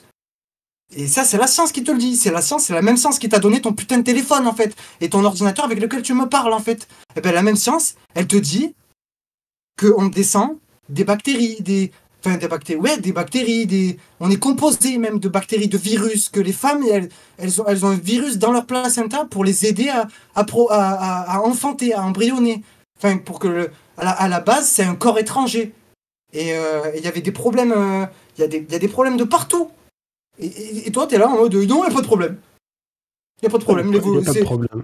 Tout est créé normal, comme ça. L'homme a été posé un bloc, comme ça, tout créé. T'as fini? Les singes à côté, du coup, tu m'as pas répondu. C'est quoi? C'est du brouillon que Dieu a fait pour nous. C'est quoi? C'est pour nous faire de la concurrence. Ça sert à quoi, en fait, de faire des macaques qu'on se nourrit même pas, en fait. Dieu a créé des espèces dont on se nourrit pas. Et qui ont sûrement des influences et des importances dans le milieu et dans le cycle et dans l'équilibre de la Terre. Mais cet équilibre-là, genre, il est mal fait, en fait. Il aurait pu être mieux fait. Rien pour en revenir à l'ADN, ben, il aurait pu Dieu faire le simple cycle, l'ADN, c'est tout. L'ADN, ce qui se transforme soi-même, genre, qui n'ait pas besoin d'ARN, qui n'ait pas besoin de protéines, qui n'ait pas besoin d'enzymes, qui n'ait pas besoin de métabolisme ou je sais pas quoi. Il aurait pu faire un truc plus simple. Moins complexe, justement, avec moins d'erreurs, avec l'œil à l'endroit, avec une colonne droite, bordel de cul, avec des éléphants qui perdent pas leurs dents, qui crevent comme des merdes, parce qu'ils perdent leurs dents. Et il y a même des histoires des béliers. Dieu a tellement bien créé la nature que les béliers meurent tout seuls. Les cornes rentrent dans leur crâne et les tuent, tout seuls, comme ça. Parce que la nature est bien faite. T'as fini? Mais vu qu'ils ont le temps de copuler, de procréer, chose que la nature a aussi créée de manière évolutionnaire, parce qu'à la base, comme je disais, non, j'ai pas fini, parce que t'as parlé pendant 1 heure, mais si moi aussi je peux parler pendant 1 heure. À la base, on est des organismes qui utilisent la mitose et la méiose, c'est des principes on se clone, et la diversité génétique était faible. Et la nature, ben, elle s'est dit, mince, elle s'est adaptée toute seule, en fait. Il y a eu des fonctionnalités qui sont apparues toutes seules, qui se sont formalisées à base de... Il y a plein de choses à dire, il y a tellement de choses. Je suis un ignorant. Entre les microtubules, les machins, le principe rien que de division cellulaire, c'est fascinant. Et rien que ça, dans notre corps, il y a des milliards de cellules qui meurent et qui... Toi, en fait, ton toit meurt chaque seconde et renaît parce que tes cellules, elles ont la capacité de... Et tout ça, c'est la science qui te l'explique. Et quand tu vas au médecin te faire une opération, pareil, l'appendice. J'avais entendu que c'était un organe vestigieux qui nous servait autrefois à ruminer. C'était à la base surtout parce que c'est l'intestin qui... C'est une histoire de stock de végétaux, je crois, une histoire de bactéries ou de végétaux. Ça avait une utilité à son époque. Sauf qu'aujourd'hui, on n'est plus des ruminants, on a dépassé des stades de l'évolution, parce qu'il y a eu une évolution. L'évolution te dit qu'à la base, on était une cellule. D'une cellule a rencontré la mitochondrie, l'eucaryote, le machin, le bidule. C'est passé de l'amphibien, du mammifère, le primate, et là, l'homme. Mais l'homme, c'est un primate. il fait partie de la famille des primates. Pour en revenir au débat initial, le singe, les singes, ça dépend. Les grands singes sont nos cousins. À ne pas confondre, par exemple, avec les lémuriens et certains trucs. Il y a différents. C'est arbitraire. Des fois ça se ressemble, mais c'est pas forcément un singe. Faut faire gaffe aussi. C'est bon? Et il y a une question de ressemblance. Si tu vas taper non, t'as pas fini. les critères de perte de la queue, à quel moment on a perdu la queue, comme je disais tout à l'heure, qu'est-ce qui nous différencie, par exemple, au niveau des narines? Parce que c'est un des critères, c'est les narines opposables ou je sais pas quoi. C'est ça qui fait, qui fait une séparation de la classe. C'est ça qui... un simple trait... Enfin, vas-y, je te laisse le parler. T'as fini? C'est bon. Je suis désolé, Dunk, mais franchement, tout ce que tu as dit, il n'y a rien d'exploitable dans tout ce que tu as dit depuis tout à l'heure. Tu pars dans tous les sens, tu te court-circuites toi-même, tout seul. Franchement, je sais pas. Est-ce que tu veux, c'est une question en particulier sur laquelle je peux répondre, parce que tu me dis depuis tout à l'heure que je réponds pas aux questions, avant de passer à autre chose. Donne-moi une seule question. Question numéro 1. Pourquoi on a des liens? Pourquoi on a des eucaryotes et des mitochondries dans nous? Pourquoi on n'a pas un système beaucoup plus compétent, en fait, si Dieu est omnipotent? Pourquoi il n'a pas fait un système qui puisse puiser 90% au lieu de 10% misérable pourcent de merde et le reste, bref, vas-y. J'ai compris. Encore une fois, tout à l'heure je te disais, c'est pas parce que on comprend pas aujourd'hui la fonctionnalité de tel ou tel organe, ou de telle ou telle bactérie, ou de telle ou telle composante de notre corps, qu'elle ne sert à rien. Je te donne l'exemple du junk DNA, ok? Tu peux donner l'exemple de l'œil. Tu arrives bien à voir, non? On arrive tous à voir, etc. Elle remplit la fonction juste comme il faut, tu vois. Dire qu'elle est à l'envers, etc., c'est pas parce que tu sais pas pourquoi elle est à l'envers. Je peux rentrer dans des détails techniques. Là, je les ai pas sur le PowerPoint, mais je peux te les expliquer plus tard si tu veux. Cette fonction, le fait que l'œil soit à l'envers, il a une fonction bien spécifique. S'il n'était pas à l'envers, tu ne pourrais pas voir comme tu vois aujourd'hui. Et l'œil ne pourrait pas remplir sa fonction comme il l'a rempli aujourd'hui. C'est pour te dire. Donc, je répète ma question et je vais l'élargir. Je vais l'élargir. Pourquoi les bananes, comme toutes les cellules végétales, et donc 70-90% de la forme de vie sur Terre, ont des liens, on a des liens comme ça, soi-disant, on descend des bananes, foutez-vous de notre gueule. Pourquoi les bananes ont des mitochondries et nous aussi? Alors explique-moi pourquoi Dieu a foutu des mitochondries partout et en mode, nous on est capable de te dire que la mitochondrie ou l'eucaryote c'est une fusion de bactéries, de bactéries qui sont elles-mêmes venues d'atomes émergents de la nature naturelle, en fait, du Big Bang. En fait, il n'y a pas besoin de foutre ton Dieu en plein milieu, Adam et Ève, tout ça, t'en as pas besoin. Occam, rasoir d'Occam direct en fait. Poubelle direct en fait. Donc vas-y, pourquoi les bananes ont des mitochondries? Encore une fois, comme je te dis, c'est pas parce que tu connais pas. Non, c'est pas parce que tu connais pas la fonction. Et on parlait tout à l'heure tu as abordé la question de l'ADN avec les bananes, etc., avec les singes, etc. Effectivement, donc on a des ressemblances génétiques, même avec certaines espèces de souris, jusqu'à 100%, 99% de ressemblance génétique avec certaines espèces de souris, ok? C'est pas parce qu'il y a ces ressemblances génétiques ou même ces ressemblances, je sais pas, fonctionnelles ou autres avec certaines espèces de singes ou autres, c'est pas parce qu'on a ces ressemblances-là qu'on descend tous de la même espèce de manière évolutive, ou bien la nature, si tu veux, c'est la nature qui est à l'œuvre. Non, ça, il faut le prouver. Et pour preuve, je t'ai montré tout à l'heure des aveux, des pointures dans ces métiers-là qui disent non, on ne sait pas aujourd'hui comment la science, plutôt comment la vie est émergée, par exemple. Tu vois. Ça, on ne le sait pas aujourd'hui. Est-ce que tu sais le prouver? Non, tu ne sais pas le prouver. J'ai parlé de l'expérience de Myler. J'ai posé dans le chat l'expérience de Myler qui fait apparaître donc Harold, on prend par exemple, comment il s'appelle l'autre scientifique là, qui est vraiment spécialisé dans le domaine, comment il s'appelle j'ai oublié son nom. Ça va me revenir, je ne l'ai pas mis ici, mais voilà, Stuart Kaufman. Tu tapes sur Internet Stuart Kaufman, il a écrit dans Oxford University Press, il a dit celui ou celle qui vous dit. Moi, je ne parle pas d'un témoignage. Là, tu me fais un argument d'autorité. Tu me fais du témoignage. Moi, je te parle d'une expérience empirique. Ça a plus de valeur. Tu es au courant, allô? Tu prends ton bol, tu mets de l'eau, tu mets ton mélange, tu fais ton expérience, et tu reviens dans 300 ans, et tu trouves des acides aminés, de l'ADN, etc. Écoute, prends ton explication là, prends ton expérience. Écoute, prends ton expérience là, il va à Royal Society, il va empocher $10 millions. Je te jure que c'est pas une blague. Regarde, je vais t'envoyer le lien si tu veux. Ils attendent que ça. Regarde, je t'envoie le lien. $10 millions. Vas-y, tu peux aller les encaisser. Regarde. $10 millions si tu arrives à expliquer le mystère de la vie. Regarde. Donc ces gens-là, ils sont fous. Ils veulent foutre $10 millions à la poubelle. Et ce qui est encore plus incroyable, c'est que personne ne s'est présenté jusqu'à aujourd'hui. Et toi, tu me dis expérience de malheur. Moi, je suis désolé. L'expérience de malheur n'a pas créé la vie. Comme je te dis, elle a créé... Ils ont réussi à créer des composants organiques, ok, dans un environnement qu'ils ont imaginé, un environnement primitif, ok. Mais c'est pas la vie. La vie, c'est autre chose. Alors là, oui, là, t'as raison. C'est pas exactement la vie. Il manque certaines. On n'a pas encore toutes les clés. On n'a pas encore tout compris. Mais c'est une base solide qui montre que l'ADN. Je te rappelle que l'information et la base de la vie vient des atomes. Oui, tu peux me dire ça. Et il y a le reste, en fait, c'est comment ça s'est. Pourquoi, ce qu'on n'a pas compris, c'est comment il y a eu les enzymes, comment ça s'est mis en place. Parce qu'il n'y a pas que l'ADN, en fait. On a compris, ok, il y a des acides aminés, il y a des briques élémentaires de vie, ok, il y a de l'ADN. Ça, tu as raison. Mais on n'a pas compris comment il y a tout qui s'est assemblé, pourquoi ça marche. Pourquoi ça fonctionne exactement? Tu as tout dit. Et pourquoi tu dis alors qu'on sait comment créer la vie ou qu'on sait d'où la vie elle vient? C'est ce que tu as dit tout à l'heure. Tu m'as donné pour preuve ou par exemple l'expérience de Mail. Non, je te dis non, on ne sait pas aujourd'hui. Alors comment tu fais Laisse-moi finir.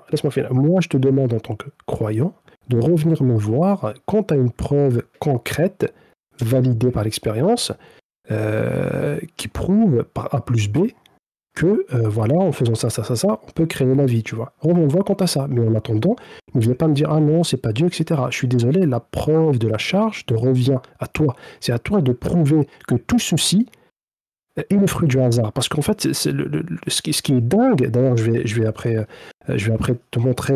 Et toi, t'as rien à faire, hein. Toi, t'as juste à dire Dieu a créé la vie et t'as rien à expliquer, toi. Moi, je le dis comme ça parce que, comme je l'ai dit tout à l'heure, c'est l'explication la plus cohérente, la plus respectueuse de la nature humaine, de l'intuition, de la logique, même de l'expérience. Parce que, comme je t'ai dit, quand tu vois quelque chose comme ça, tu te dis, ça peut pas être le fruit du hasard, c'est pas possible. L'être humain est une machine beaucoup plus complexe, beaucoup plus performante, beaucoup plus complexe qu'un ordinateur, par exemple. Et quand tu vois un ordinateur avec des logiciels, machin, etc., tout ce qu'il y a dedans, tu ne pourras pas dire un seul instant que ces logiciels-là, ces machins, sont le fruit du hasard, comme ça, de la matière qui s'est rassemblée toute seule au milieu d'un désert, je ne sais pas quoi, ils ont formé ces logiciels, ce programme, etc. Non, le programme qui est à l'intérieur de cet ordi-là ou de cette application-là dans un téléphone ou autre, eh ben c'est une intelligence, une volonté qui est derrière tout ça, qui a su créer tout ça, organiser le code dans un sens bien défini pour que ça puisse remplir telle ou telle fonction. C'est ce que je dis. Ça, c'est quelque chose de cohérent, quelque chose de logique et d'intuitif. Tu vois ce que je veux dire? Et quand toi tu débarques comme ça, avec une explication complètement tirée des cheveux, une explication comme ça qui sort de nulle part pour me dire ah non, tout ça en fait c'est du fruit du hasard si tu veux, eh ben je suis désolé, je ne demande qu'à voir. Il faut que tu me le prouves. Si tu n'arrives pas à le prouver, bah. J'ai jamais dit que c'était le fruit du hasard, ça c'est toi qui postules ça encore gratuit là. Ou la nature. Bah, il faut me dire, est-ce que la nature a une volonté, une intelligence, etc. Il faut me dire. Il faut m'expliquer tout ça. Il ne faut pas dire comme ça de sortir de ton chapeau. Ou... Tu vois ce que je veux dire? Il faut m'expliquer tout ça. Si tu n'arrives pas à l'expliquer, je suis désolé. Je reste sur ma position qui est cohérente, comme j'ai dit, laisse-moi finir, qui est cohérente, etc. En plus, on a même des versets. Depuis tout à l'heure, tu me reproches le fait de ne pas aborder, si tu veux, mon modèle créationniste. Je vais te citer un verset très simple. Okay, je vais le lire en arabe, après je vais le lire en français. C'est qui est vraiment, vraiment très pertinent, très puissant. Regarde bien. Il dit je vais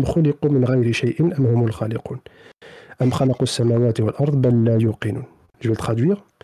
Ont-ils été créés à partir de rien ou sont-ils, eux, les créateurs? C'est une question. Ou ont-ils créé les cieux et la terre, mais ils n'ont plutôt aucune conviction? Franchement, c'est très parlant de ce que je te dis là depuis tout à l'heure. Parce qu'en fait, tu as trois suppositions, trois solutions possibles. Soit on a été créé à partir de rien, mais ça, il faut le prouver, si tu me dis qu'on a été créé à partir de rien, mais ça remonte jusqu'à l'origine de l'univers, si tu veux. Ou bien, nous sommes nous-mêmes nos propres créateurs. Alors, on a réussi à créer nous-mêmes l'univers, enfin nous-mêmes, etc. Tu vois, ce qui est totalement impossible et absurde. Et la troisième solution, la troisième, on va dire, voilà, la troisième réponse qui est la plus logique et la plus intuitive, et même d'ailleurs dans le verset, il ne répond pas parce que c'est tellement évident, c'est Dieu. Une puissance, une intelligence, une volonté qui est derrière tout ça, qui a créé tout ça. Tu vois, qui est beaucoup plus... voilà, c'est vraiment la solution la plus logique, tu vois. Et aujourd'hui, dans le modèle évolutionniste des athées, eh ben, ils n'ont pas de réponse définitive, factuelle, sur cette affirmation-là qui dit que on a été créé à partir de rien, par exemple. Tu vois, on n'a pas ça. Mais j'ai pas dit de rien, j'ai dit de la matière inerte. Et moi, je te demande de revenir me voir quand tu as quelque chose de pertinent, de factuel. D'ailleurs, rasoir de cas, même moi c'est d'hypothèse, aucune hypothèse supplémentaire. À partir de la nature d'atomes, on voit apparaître petit à petit des fragments de vie. Voilà, si je veux être plus correct. Et toi, tu es là en mode non, c'est Dieu. Bah, non, c'est pas ça. Mais t'apportes rien, t'expliques rien, tu débarques juste avec tes gros sabots et ton chapeau magique, c'est Dieu. Non. Point. Non, c'est pas ça, Non, franchement, là, tu es en train de caricaturer. Non, ça n'a rien à voir. Ce que je suis en train de te dire, c'est que moi, en tant que croyant, tu vois, j'ai pas à t'apporter des preuves empiriques, parce qu'en fait, à la base, déjà, ce cadre-là empirique, purement matérialiste et empirique, c'est toi qui l'as posé en tant qu'athée. Donc, quand tu viens comme ça, tu poses ce cadre-là pour dire, voilà, moi, je n'accepte aucune autre explication, je ne prends aucune autre explication en dehors de ce cadre-là que j'ai défini. Parce que je ne crois pas au surnaturel, je ne crois pas à ceci, à cela. Très bien. Et bien, moi, je vais te demander le même type de preuves quand tu viens me présenter tes arguments, ou tes thèses, ou tes théories, tu vois. Et c'est ce que j'ai fait tout à l'heure avec le modèle évolutionniste, ou bien l'origine de l'homme. Je t'ai montré que non, en fait. Ce que tu me présentes comme preuve, eh ben, ce n'est pas des preuves factuelles, définitives, décisives, non. Je t'ai prouvé, voilà. D'argile ou pas d'argile ? Laisse-moi finir. Je vais revenir là-dessus. D'argile ou pas d'argile ? Tu nous as pas expliqué. Oui, ça, je sais que tu allais venir avec ça. C'est ta carte Joker, il n'y a pas de problème. J'avais oublié d'y venir. Il y a plein de trucs. J'ai pas parlé des endovirus, des rétrovirus endogènes qui nous aident aussi à. Encore une fois. Non, tu peux me citer tout ça, il n'y a pas de problème. Encore une fois. Moi, comme je t'ai dit, c'est pas à moi de t'apporter des preuves empiriques, ok ? C'est pas à moi. La charge de la preuve, elle revient à toi, pas à moi. Je t'ai expliqué tout à l'heure pourquoi. C'est à toi d'apporter les éléments factuels, comme quoi on peut expliquer tout ça, l'origine de la vie, l'origine de l'univers, l'origine de l'homme, etc., dans un cadre matériel. Moi, j'essaye, mais... Si t'arrives pas... Laisse-moi finir. Si t'arrives pas à présenter quelque chose... Tu me laisses pas la parole, en fait. Du coup, je peux pas expliquer comment si t'arrives pas... Laisse-moi finir. Si t'arrives pas à expliquer, à présenter un modèle cohérent, validé par l'expérience, etc., je suis désolé, eh ben, t'as pas de preuves, tout simplement. T'as pas de preuves, moi, j'accepte pas, parce que n'oublie pas, c'est toi qui as posé ce cadre-là. C'est pour moi qui l'a posé. C'est aussi simple que ça. Parce que tu viens avec des convictions, avec une idéologie, tout simplement. Parce que tu ne crois pas en Dieu, parce que tu écartes Dieu par principe, comme il le dit notre cher Harold, là, il dit par principe, voilà, nous devons rejeter la conception intelligente. Pourquoi ? Comme ça, par principe. Voilà, soit tu l'assumes, il n'y a pas de problème. Mais on ne vient pas me demander des preuves d'ordre empirique. Et là, je vais rebondir, ça nous renvoie à la question de homme d'argile ou pas. Laisse-moi. Est-ce que tu voulais répondre à quelque chose, Hank ? Ouais, attends, sauf s'il veut parler de l'homme d'argile. Là. Oui, voilà, en fait, ça, c'est dans la continuité. Ça nous renvoie vers la question de l'homme d'argile ou pas, c'est pareil. Ce que je te dis là, c'est pas moi de te prouver empiriquement, parce que c'est de ça qu'il s'agit, en fait, empiriquement. Ok ? C'est pas moi de te prouver empiriquement que l'homme, il vient de l'argile ou pas. Parce que moi, je ne prends pas l'empirisme comme unique source du savoir humain. Non. Je ne prends pas ça comme unique source du savoir humain. Tu vois, à aucun moment je t'ai dit non, en fait, tout s'explique dans un cadre empirique. Non, moi je suis un croyant, je l'assume de manière objective. Je te dis voilà, je crois que Dieu, il a créé, comme il l'a dit dans sa révélation, donc dans ce livre, en tout cas, pour ce qui me concerne, donc c'est le Coran.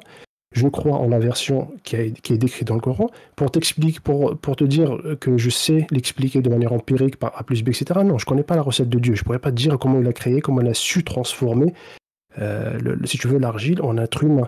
Idem, on ne sait pas comment il a su faire émerger, il a su tout simplement créer la vie, passer de l'inexistant à l'existant. Est-ce qu'on sait faire ça? Même scientifiquement, empiriquement, on ne sait pas le prouver aujourd'hui.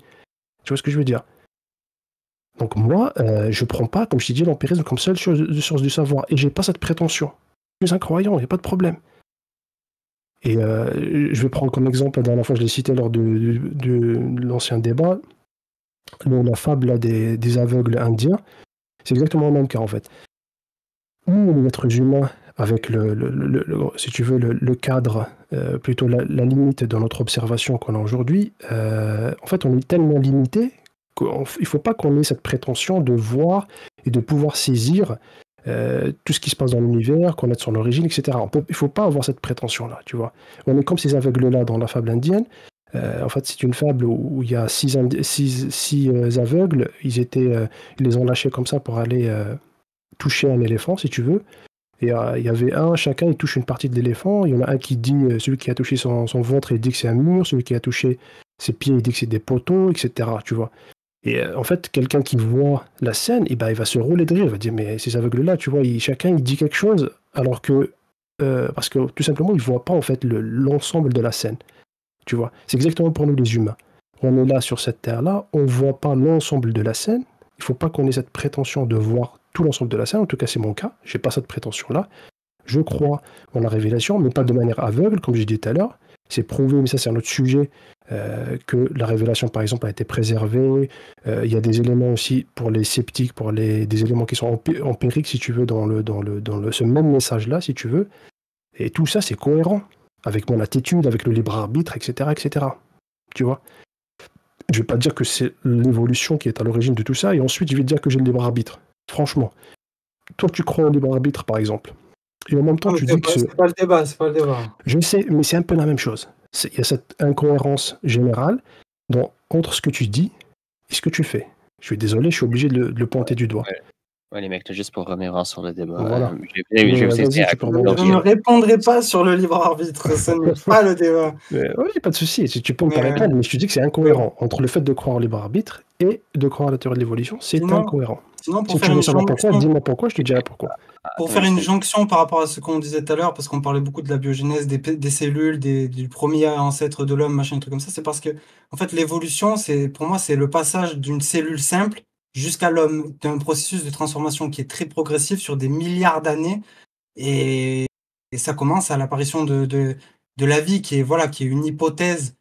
On a des fragments de... Et toi, tu dis non, ou je veux pas savoir, c'est Dieu de toute façon, ou bref. Mais nous, on cherche, nous, on explique, nous, on veut savoir. Donc, la vie aurait débuté avec des cellules prokaryotes simples qui, grâce à des mécanismes comme la mutation et la sélection naturelle, et d'autres comme, par exemple, l'assemblage, l'addition génétique, plein de processus, des millions de processus que je connais même pas, bref, d'autres, ont évolué en organismes multicellulaires plus complexes. Ces organismes se sont diversifiés en espèces de plus en plus variées, adaptées à différents environnements. Parmi ces branches, il y a comme j'ai dit tout à l'heure, il y a des primates, les hominidés, etc. Ça mène jusqu'à l'Homo sapiens. Et d'ailleurs, même il y avait un débat, c'est le multirégionaliste ou monocentriste, qui a été plus ou moins tranché. Aujourd'hui, la majorité des preuves génétiques et fossiles soutiennent principalement l'hypothèse out of Africa, comme je disais tout à l'heure, quand j'ai essayé de parler peut-être à un moment. Ça veut dire qu'en gros, on vient... est apparu en Afrique il y a environ 200 millions. Environ 200 000 ans, c'est pas un chiffre absolu. Et a migré hors du continent, remplaçant d'autres espèces humaines comme Homo erectus, Homo neanderthalis. Et il y a eu du brassage, quoi. Il y a eu du... je pense que c'est ça qui a créé le fait qu'on soit plus qu'une seule et même espèce, c'est qu'on s'est beaucoup mélangé jusqu'à, au final, c'est tellement diversifié qu'on met... Presque, on pourrait mettre des milliards de branches peut-être, et pour simplifier, on préfère qu'il n'y en ait qu'une seule, on l'appelle Homo sapiens. Je sais pas, je suis pas un biologiste, mais dans l'idée... Les mecs, je vous inviterai surtout à conclure très bientôt. Ouais, je vais conclure juste. Je vais conclure sur Alors, j'hésite sur le fait soit de conclure sur ce qu'il me dit sur Out of Africa ou bien de continuer sur la composante dogmatique là, de la science, de la paléontologie. Mais bon, je vais conclure sur le. Rapidement, je vais essayer de résumer les deux. Pour ce qui est du Out Africa, c'est faux aujourd'hui. Comme je te dis, on n'a pas de. On a si tu veux, des traces. On a découvert des traces d'humains qui datent de 2,5 à 2,3 ou 2,5 millions d'années, je pense. En Chine, par exemple. Où est-ce qu'elle est la source? Je vais te la trouver tout de suite. Elle est là. Donc, on a en Chine, tu vois, traces d'humanoïdés, donc 2,2 à 2,5 millions d'années en Chine, tu vois. Et ça, en fait, c'est vraiment, si tu veux, ça a bouleversé la chronologie évolutionniste. Jusqu'à aujourd'hui, ils ne savent pas où est-ce qu'ils peuvent les classer, si tu veux. Après, ils peuvent inventer un scénario, genre évolution parallèle ou autre, mais je suis désolé, ça bouleverse le schéma initial. Ok. Et je reviens sur la composante idéologique, parce que c'est important. C'est important. Tu prends par exemple ce célèbre biologiste, celui qui a écrit le best-seller, donc Biology as Ideology, donc Richard Lewontin. Regarde bien ce qu'il a écrit, c'est vraiment choquant, c'est vraiment très choquant. Je ne sais pas si toi ça te choque, mais tu vas voir. Notre volonté d'accepter des revendications scientifiques qui vont à l'encontre du bon sens est la clé d'une compréhension de la lutte réelle entre la science et le surnaturel. Tu vois. Donc déjà, ça commence bien, tu vois. Il y a une volonté idéologique d'aller à l'encontre du bon sens, s'il le faut. Voilà, coûte que coûte. Nous prenons le parti de la science malgré l'absurdité manifeste de certaines de ses constructions, malgré son échec à remplir bon nombre de ses promesses extravagantes de santé, de vie, etc. Donc, ça renvoie à la question de l'origine de la vie, etc. Malgré la tolérance de la communauté scientifique pour les histoires justes, infondées, parce que nous avons un engagement préalable, un engagement envers le matérialisme. Donc voilà, on n'est plus dans le cadre scientifique, on est dans un cadre idéologique. Voilà, on a choisi le matérialisme, on va tout faire coûte que coûte pour aller dans ce sens. Ce n'est pas que les méthodes et les institutions de la science nous obligent d'une manière ou d'une autre à accepter une explication matérielle du monde phénoménal, mais au contraire que nous sommes obligés par notre adhésion a priori aux causes matérielles de créer un appareil d'enquête et un ensemble de concepts qui produisent des explications matérielles aussi contre-intuitives soient-ils. Aussi contre-intuitif soit-il, aussi mystifiant pour les non-initiés. De plus, ce matérialisme est absolu, car nous ne pouvons pas permettre un pied divin dans la porte. Voilà, donc on n'est plus dans la science, on est dans de l'idéologie, tout simplement. Celui qui arrive à crier plus fort, celui qui arrive à inventer celui qui a le pouvoir, surtout pour affirmer, pour faire passer, pour enseigner, si tu veux, telle ou telle théorie, il va réussir à le faire, tout simplement. Donc voilà, on est dans de l'idéologie, on n'est plus dans la naïveté scientifique, tu vois ce que je veux dire. Donc voilà, c'est ça la vraie science aujourd'hui, malheureusement, en tout cas, dans ces sciences-là, la paléontologie, etc. Je ne parle pas des sciences appliquées comme la médecine, etc. Ça, c'est un autre domaine. Là, je parle vraiment de la paléontologie, qui est une science vraiment ultra bizarre, surtout sur la partie de l'origine de l'homme, etc. Voilà, je conclue là-dessus. Merci beaucoup. Dang, tu voulais conclure sur quelque chose? Les fossiles, ça nous permet de faire des merveilleuses classes, de distinguer justement les ressemblances, les différences, etc., d'avoir des bases justement sur quoi se poser pour faire nos arbres, justement, pour voir d'où on vient, etc. Et j'ai même pas pu parler parce qu'on parle beaucoup d'ADN, tout ça, mais des preuves de l'évolution aussi, il y en a dans les rétrovirus endogènes, que j'ai peut-être voulu essayer d'en parler. Je sais pas si j'en ai parlé déjà. C'est des virus qui nous infectent et qui modifient, qui influencent nos gènes, pas de manière drastique en général, enfin, sinon on serait mort et en général, elles sont absorbées par l'organisme et elles sont éteintes ou elles sont et ça nous permet de faire des classes et on voit très distinctement que, certains singes ont les mêmes, ça fait comme une sorte de code barre, en fait. Et du coup, grâce à ce code barre de rétrovirus, qui ont infecté du coup, notre ancêtre commun, on a des vestiges en fait de ces virus en commun, par exemple. Et du coup, c'est aussi une preuve fondamentale et ça nous aide aussi à classer, à donner des âges et tout, un petit peu tout ça. C'est le bordel en fait, la vie, le vivant. Donc forcément, ça risque de changer encore. Hein. C'est entre ce que tu étudiais à l'école il y a 40 ans et ce que tu étudies aujourd'hui, il y a d'énormes différences. Hein. Et du coup, voilà, l'ADN est modifié par ces virus. Et grâce à ces modifications, on voit bien la séparation de la branche entre tel virus qui nous a infecté nous, et pas les primates. Enfin, pas certains autres, nos voisins par exemple, qui sont bien on est bien une espèce différente, l'homme.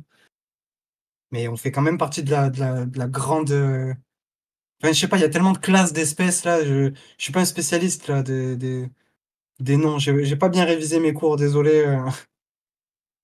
Entre espèces, tout ça, race, tout ça. Je vais me faire cracher dessus par Sanyu et Bruno, je sens. Espèce, classe, ordre. Ouais, il y a trop de noms différents pour classifier. T'as des sortes de classes, des sacs dans des sacs, des sacs dans d'autres sacs, etc. Ok, c'est bon. C'est bon pour ta conclusion, Dunk? Ouais, ouais. C'est bon, c'est beaucoup. Je vous invite tous par rapport pour voter. Je vais faire juste pour que ce soit en vocal parce que Boris l'a écrit à quelques reprises. Vous pouvez faire une note de 1.5 à 5. Les 1.5, désolé, les 0.5 et 1 doivent justifier les 5 aussi. Vous devez justifier pourquoi vous donnez une telle note. Et ouais, juste envoyer vous allez envoyer les résultats à Boris. Envoyez vos votes à Boris en message privé. Ouais, c'est bon. Du coup, merci beaucoup pour ce débat de 8e. Est-ce que, Boris, tu voulais faire monter le vieux père? On va être triste. Oui. Est-ce que Boris voulait monter écoutez, félicitations à Muslim Precept et Professeur Dunk pour leur match. C'était pas évident, c'était un peu difficile. Merci à Pic aussi pour l'arbitrage. Je voulais proposer, si des personnes ont des questions, potentiellement peuvent monter. Je crois que Vito veut monter, poser des questions à un de vous deux.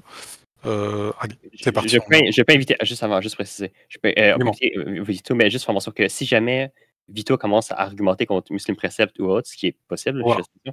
juste ne pas prendre en compte ce qui va être dit après le débat, mais seulement seulement ce qui s'est dit entre Dunk et Muslim Precept. C'est ça. Donc à partir de maintenant, vous ne prenez plus en compte votre vote. C'est-à-dire que là, le vote pour vous, c'est acté. Ceux qui sont en retard, je vous invite à voter en MP. Tout ce qui va être dit à partir de maintenant ne concerne plus le vote. Qu'on soit bien d'accord. Voilà. Je laisse les autres monter. Voilà, je redescends. Merci beaucoup. Féo, juste avant Boris, est-ce que tu veux qu'on arrête l'enregistrement ou on garde la FAQ en enregistrement? Bon, on peut laisser un peu de FAQ. On peut laisser un petit peu de FAQ, genre 10-15 minutes de FAQ et après c'est bon. Ok, c'est bon. Est-ce que tu veux y aller, Vito? Ouais, j'ai 2 questions à poser à Muslim. La première, c'est si je comprends bien, tu fais un raisonnement qui ressemble à ça. Il y a que 3 possibilités. Tu fais un peu comme en maths, c'est-à-dire que tu dis il y a 3 possibilités à l'existence de l'homme ou de la vie. Première, c'est Dieu. Deuxième, c'est nous-mêmes. Et troisième, c'est l'évolution. Nous-mêmes, c'est absurde, donc c'est faux. L'évolution, je peux te citer des papiers qui montrent que c'est faux, donc c'est faux. Donc, comme en mathématiques, si je prouve que non A est faux, alors je prouve mécaniquement que A est vrai. Donc là, tu prouverais que c'est vrai. Donc toi, ça serait. J'ai l'impression que c'est comme ça que tu fais. Est-ce que c'est comme ça que je travestis pas le truc?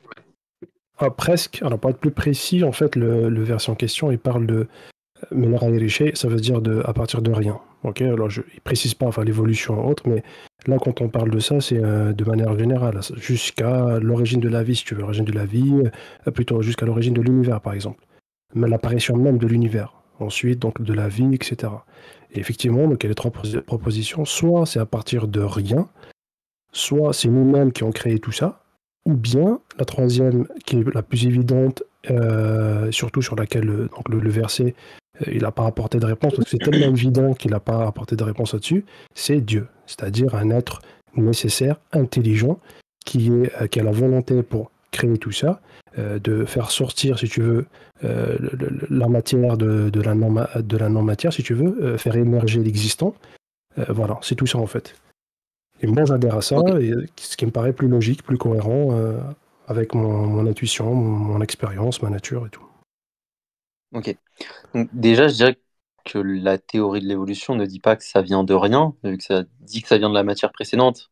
Après, tu pourrais me dire que du coup, l'univers vient de rien, mais après, donc là, c'est une question métaphysique, mais auquel tu peux dire que l'univers ne vient pas de rien sans postuler un créateur. C'est une autre question. Mais du coup, comment?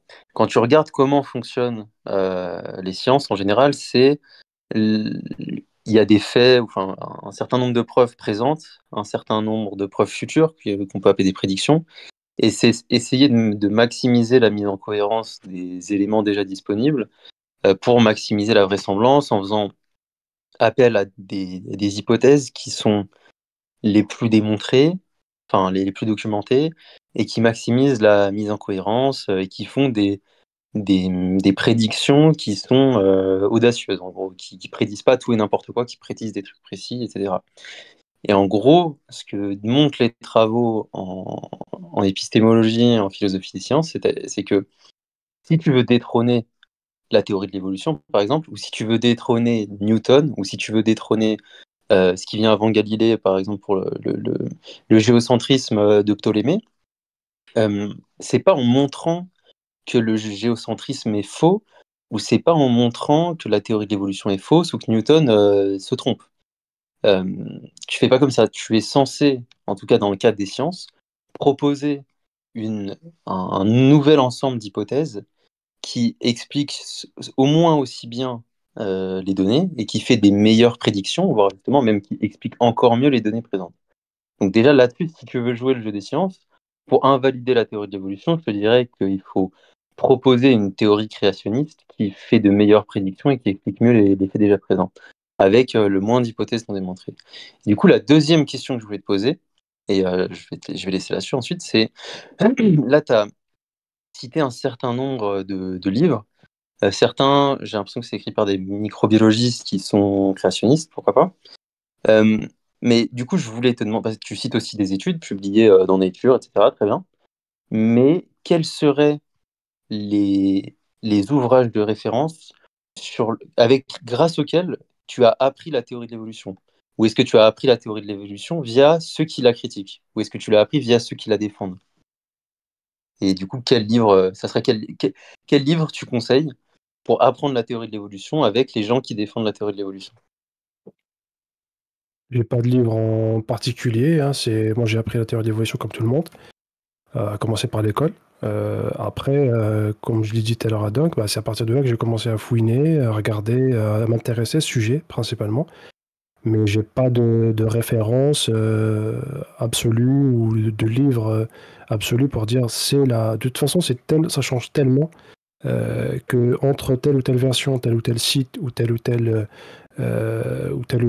référence, ça change tellement. Par exemple, tu vois dans ce que j'ai montré tout à l'heure sur la référence là de Britannica, par exemple, il montre l'évolution d'une façon totalement différente de ce qu'on peut observer sur certains sites qui sont beaucoup plus à jour sur, par exemple, le fait que c'est plus si tu veux, une succession linéaire d'une espèce à une autre, d'une espèce plus, on va dire, qui ressemble plus au singe à une espèce qui ressemble moins au singe jusqu'à l'homme moderne, mais c'est plutôt des arbres, si tu veux, buissonnants, des arbres qui vont dans tous les sens, etc. Parce qu'ils évitent justement de créer ces liens depuis qu'ils ont découvert les fossiles que j'ai montrés dans quelques articles.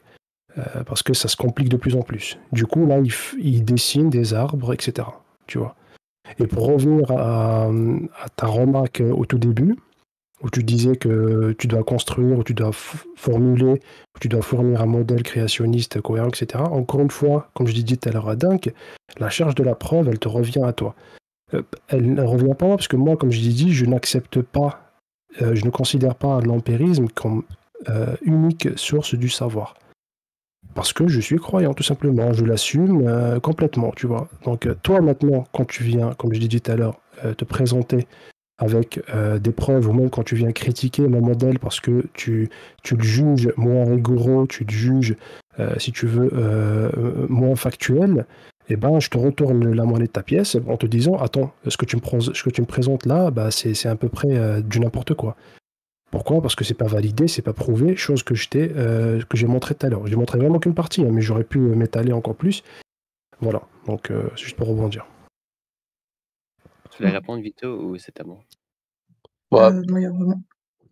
Juste pour dire, là où je pense que tu fais une erreur, du coup, Muslim, plutôt que, en fait, quand tu fais, par exemple, quand tu prends les hypothèses pour expliquer l'évolution de l'homme, et de montrer qu'il y a des théories alternatives, qu'elles disent pas toutes la même chose et que certaines se s'avèrent fausses, en fait, pour moi, c'est comme si tu étais un enquêteur et que tu rentrais dans une pièce, tu voyais quelqu'un avec un trou dans la tête et du sang, tu vois, et tu te dis il a été tué par balle, et que ensuite tu te dis c'est une balle de Kalachnikov, c'est une balle de 9 mm, c'est une balle de 5,66 ou non 5,56 de FAMAS, etc. Et en gros, là tu me dis ouais mais par exemple là ils sont pas d'accord sur la balle, du coup l'homme n'a pas été assassiné par balle. Et où il n'y a pas eu d'assassinat, où l'homme est mort naturellement, où c'est Dieu qui a tué l'homme. Pour moi, là, tu pointes du doigt certaines théories ou certaines hypothèses qui sont très précises, mais dont la falsification n'apporterait pas la falsification de la théorie d'évolution. Donc ça fonctionne pas. Mais voilà, c'est tout. Ah, c'est bon, merci, Vito.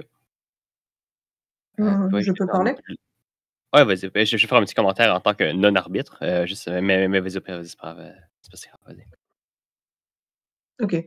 Muslim Precept, regarde-moi droit dans les yeux et dis-moi ce que tu as dit sur les enzymes, que c'était pas vivant. Comment ça? Déjà, je te vois pas, donc je peux pas te regarder droit dans les yeux. C'est une... Ouais, les enzymes, c'est pas la vie. Les enzymes, c'est pas la vie. C'est pas que les enzymes, je suis désolé. Oui, je te regarde dans les yeux. Ouais, c'est pas que la vie, c'est-à-dire qu'est-ce que tu entends par c'est pas que la vie, en fait? Bah parce que c'est pas la seule composante nécessaire à la vie. Et comme je l'ai montré tout à l'heure avec le professeur en biochimie là, évolutive, entre autres, parce que aujourd'hui, il y a aucune expérience qui valide ce point-là, qui prouve par A plus B comment créer la vie. Je suis désolé, oui. En fait, les enzymes, c'est pas la vie, c'est pas que la vie. Mais tu sais d'où sort c'est quoi les enzymes? Concrètement, c'est quoi? Non, c'est pas ta question. Non, c'est quoi les enzymes? C'est quoi les enzymes? C'est une composante de la vie. C'est une composante de la vie. Ça vient d'où? Ça vient d'où? C'est des composantes, ça vient d'où? Je ne sais pas comment te dire que ça vient d'où. Comme je l'ai dit tout à l'heure, en fait, comment dire, ça vient d'où? Tu parles de quelle enzyme déjà, pour être plus précis? En fait, on s'en fout de quelle enzyme, parce qu'il y a des enzymes mycaliennes, il y a des enzymes dans le foie, il y a des enzymes... On s'en fout. Il y a les amanides... Va au fond de ta pensée, parce que tes questions, elles sont pas pertinentes. Laisse-moi finir. Là où tu veux... Je sais pas où tu veux en venir, en fait. Quand tu dis les enzymes, tu me dis, regarde-moi dans les yeux, etc. et tout. Est-ce que tu veux dire par là que les enzymes, à elles seules, suffisent à créer la vie? Si c'est oui, moi je te dis, vas-y, va encaisser tes 10 millions de dollars, tu seras riche, tu vas arrêter tes études, etc. Vas-y. C'est aussi simple que ça. Les enzymes, c'est des protéines. Écoute-moi, Muslim, écoute-moi. Tu es en train de sortir. On s'en fout de tes cours. Écoute-moi. En biologie, écoute-moi. C'est bon. Les gars, c'est des questions-réponses, hein, c'est pas une embrouille le truc. Hein. Justement, parce que la dernière fois, on arrête ça, vous allez dans le chill. Hein. La dernière fois, on discutait, on était dans le wesh, etc. Laisse-moi finir. C'est pas l'endroit pour ça, Sanyo. En fait, le but, sur quoi on parle depuis tout à l'heure, en fait, c'est est-ce que la science, elle sait répondre à cette question sur l'origine de la vie? Est-ce que la science, elle sait, ou plutôt, elle est en mesure de reproduire, de créer de la vie, par exemple? La réponse est toute simple et non. Si tu as une autre... Bon, c'est incroyable. Les enzymes, c'est des protéines. Les protéines, c'est fabriqué à partir d'ADN. Du coup, ou d'ARN, peu importe, ADN, ARN, ça revient à la même. Donc, le gars, professeur Doc, il parle d'une expérience qui s'appelle l'expérience de Miller, que absolument je ne connais pas, qui te dit, vas-y, à partir de l'aimant non vivant, tu es capable de créer de l'ADN qui est capable de créer des protéines. Les protéines, c'est l'ensemble de tous les comment dire, de tout ce qui fonctionne dans ton corps. C'est pas ça ce qu'il a dit. C'est pas ça ce qu'il a dit. L'expérience, c'est pas ça en fait. L'expérience, effectivement, ils ont réussi à créer des enzymes et non de l'ADN. C'est ça, en fait, c'est ça le l'ADN. L'ADN, elle n'a pas été créée dans l'expérience qu'il a citée là. Ils ont créé des enzymes. Effectivement, les enzymes, c'est des composantes. Il y a des enzymes, par exemple, qui sont responsables de la digestion, etc. En fait, chaque génome est responsable de quelque chose. Il y en a un qui produit les enzymes, il y en a un qui produit, par exemple, les hormones pour telle ou telle chose, etc. Tu vois. Les enzymes en question, effectivement, ils ont été produits dans cette expérience-là, mais les enzymes, ce n'est pas de la vie. Ce n'est pas de la vie, parce que derrière, on n'avait pas d'ADN, tu vois. L'ADN, c'est quoi? C'est de l'information, c'est même pas de la matière, en fait. Donc là, tu pars sur un autre truc, alors que ça n'a rien à voir avec l'expérience, ils n'ont pas produit de l'ADN, loin de là.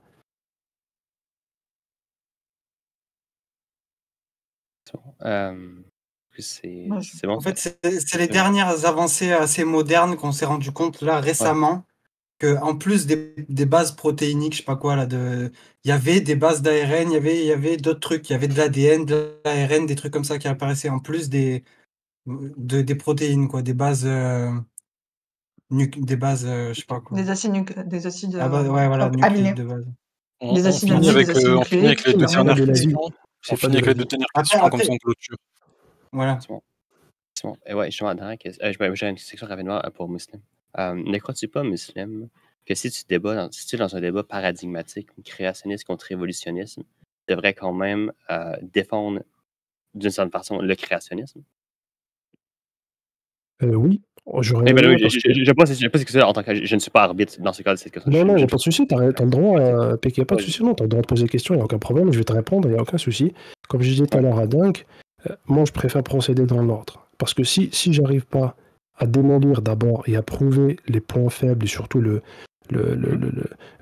fait que le créationnisme, l'évolutionnisme est infondé, tu vois, insensé complètement, on n'a aucun élément factuel, etc. Si je n'arrive pas déjà si tu veux, à balayer ces clichés qui sont ancrés dans l'imaginaire de chacun depuis l'enfance, moi y compris, parce que je suis de formation scientifique aussi, j'étais aussi bercé à cette illusion évolutionniste, il n'y a pas de problème, tu vois. Si je n'arrive pas à balayer ça d'entrée, on va rentrer dans des arguments circulaires, dans de la caricaturation, avec l'homme d'argile, on va tous rigoler, etc.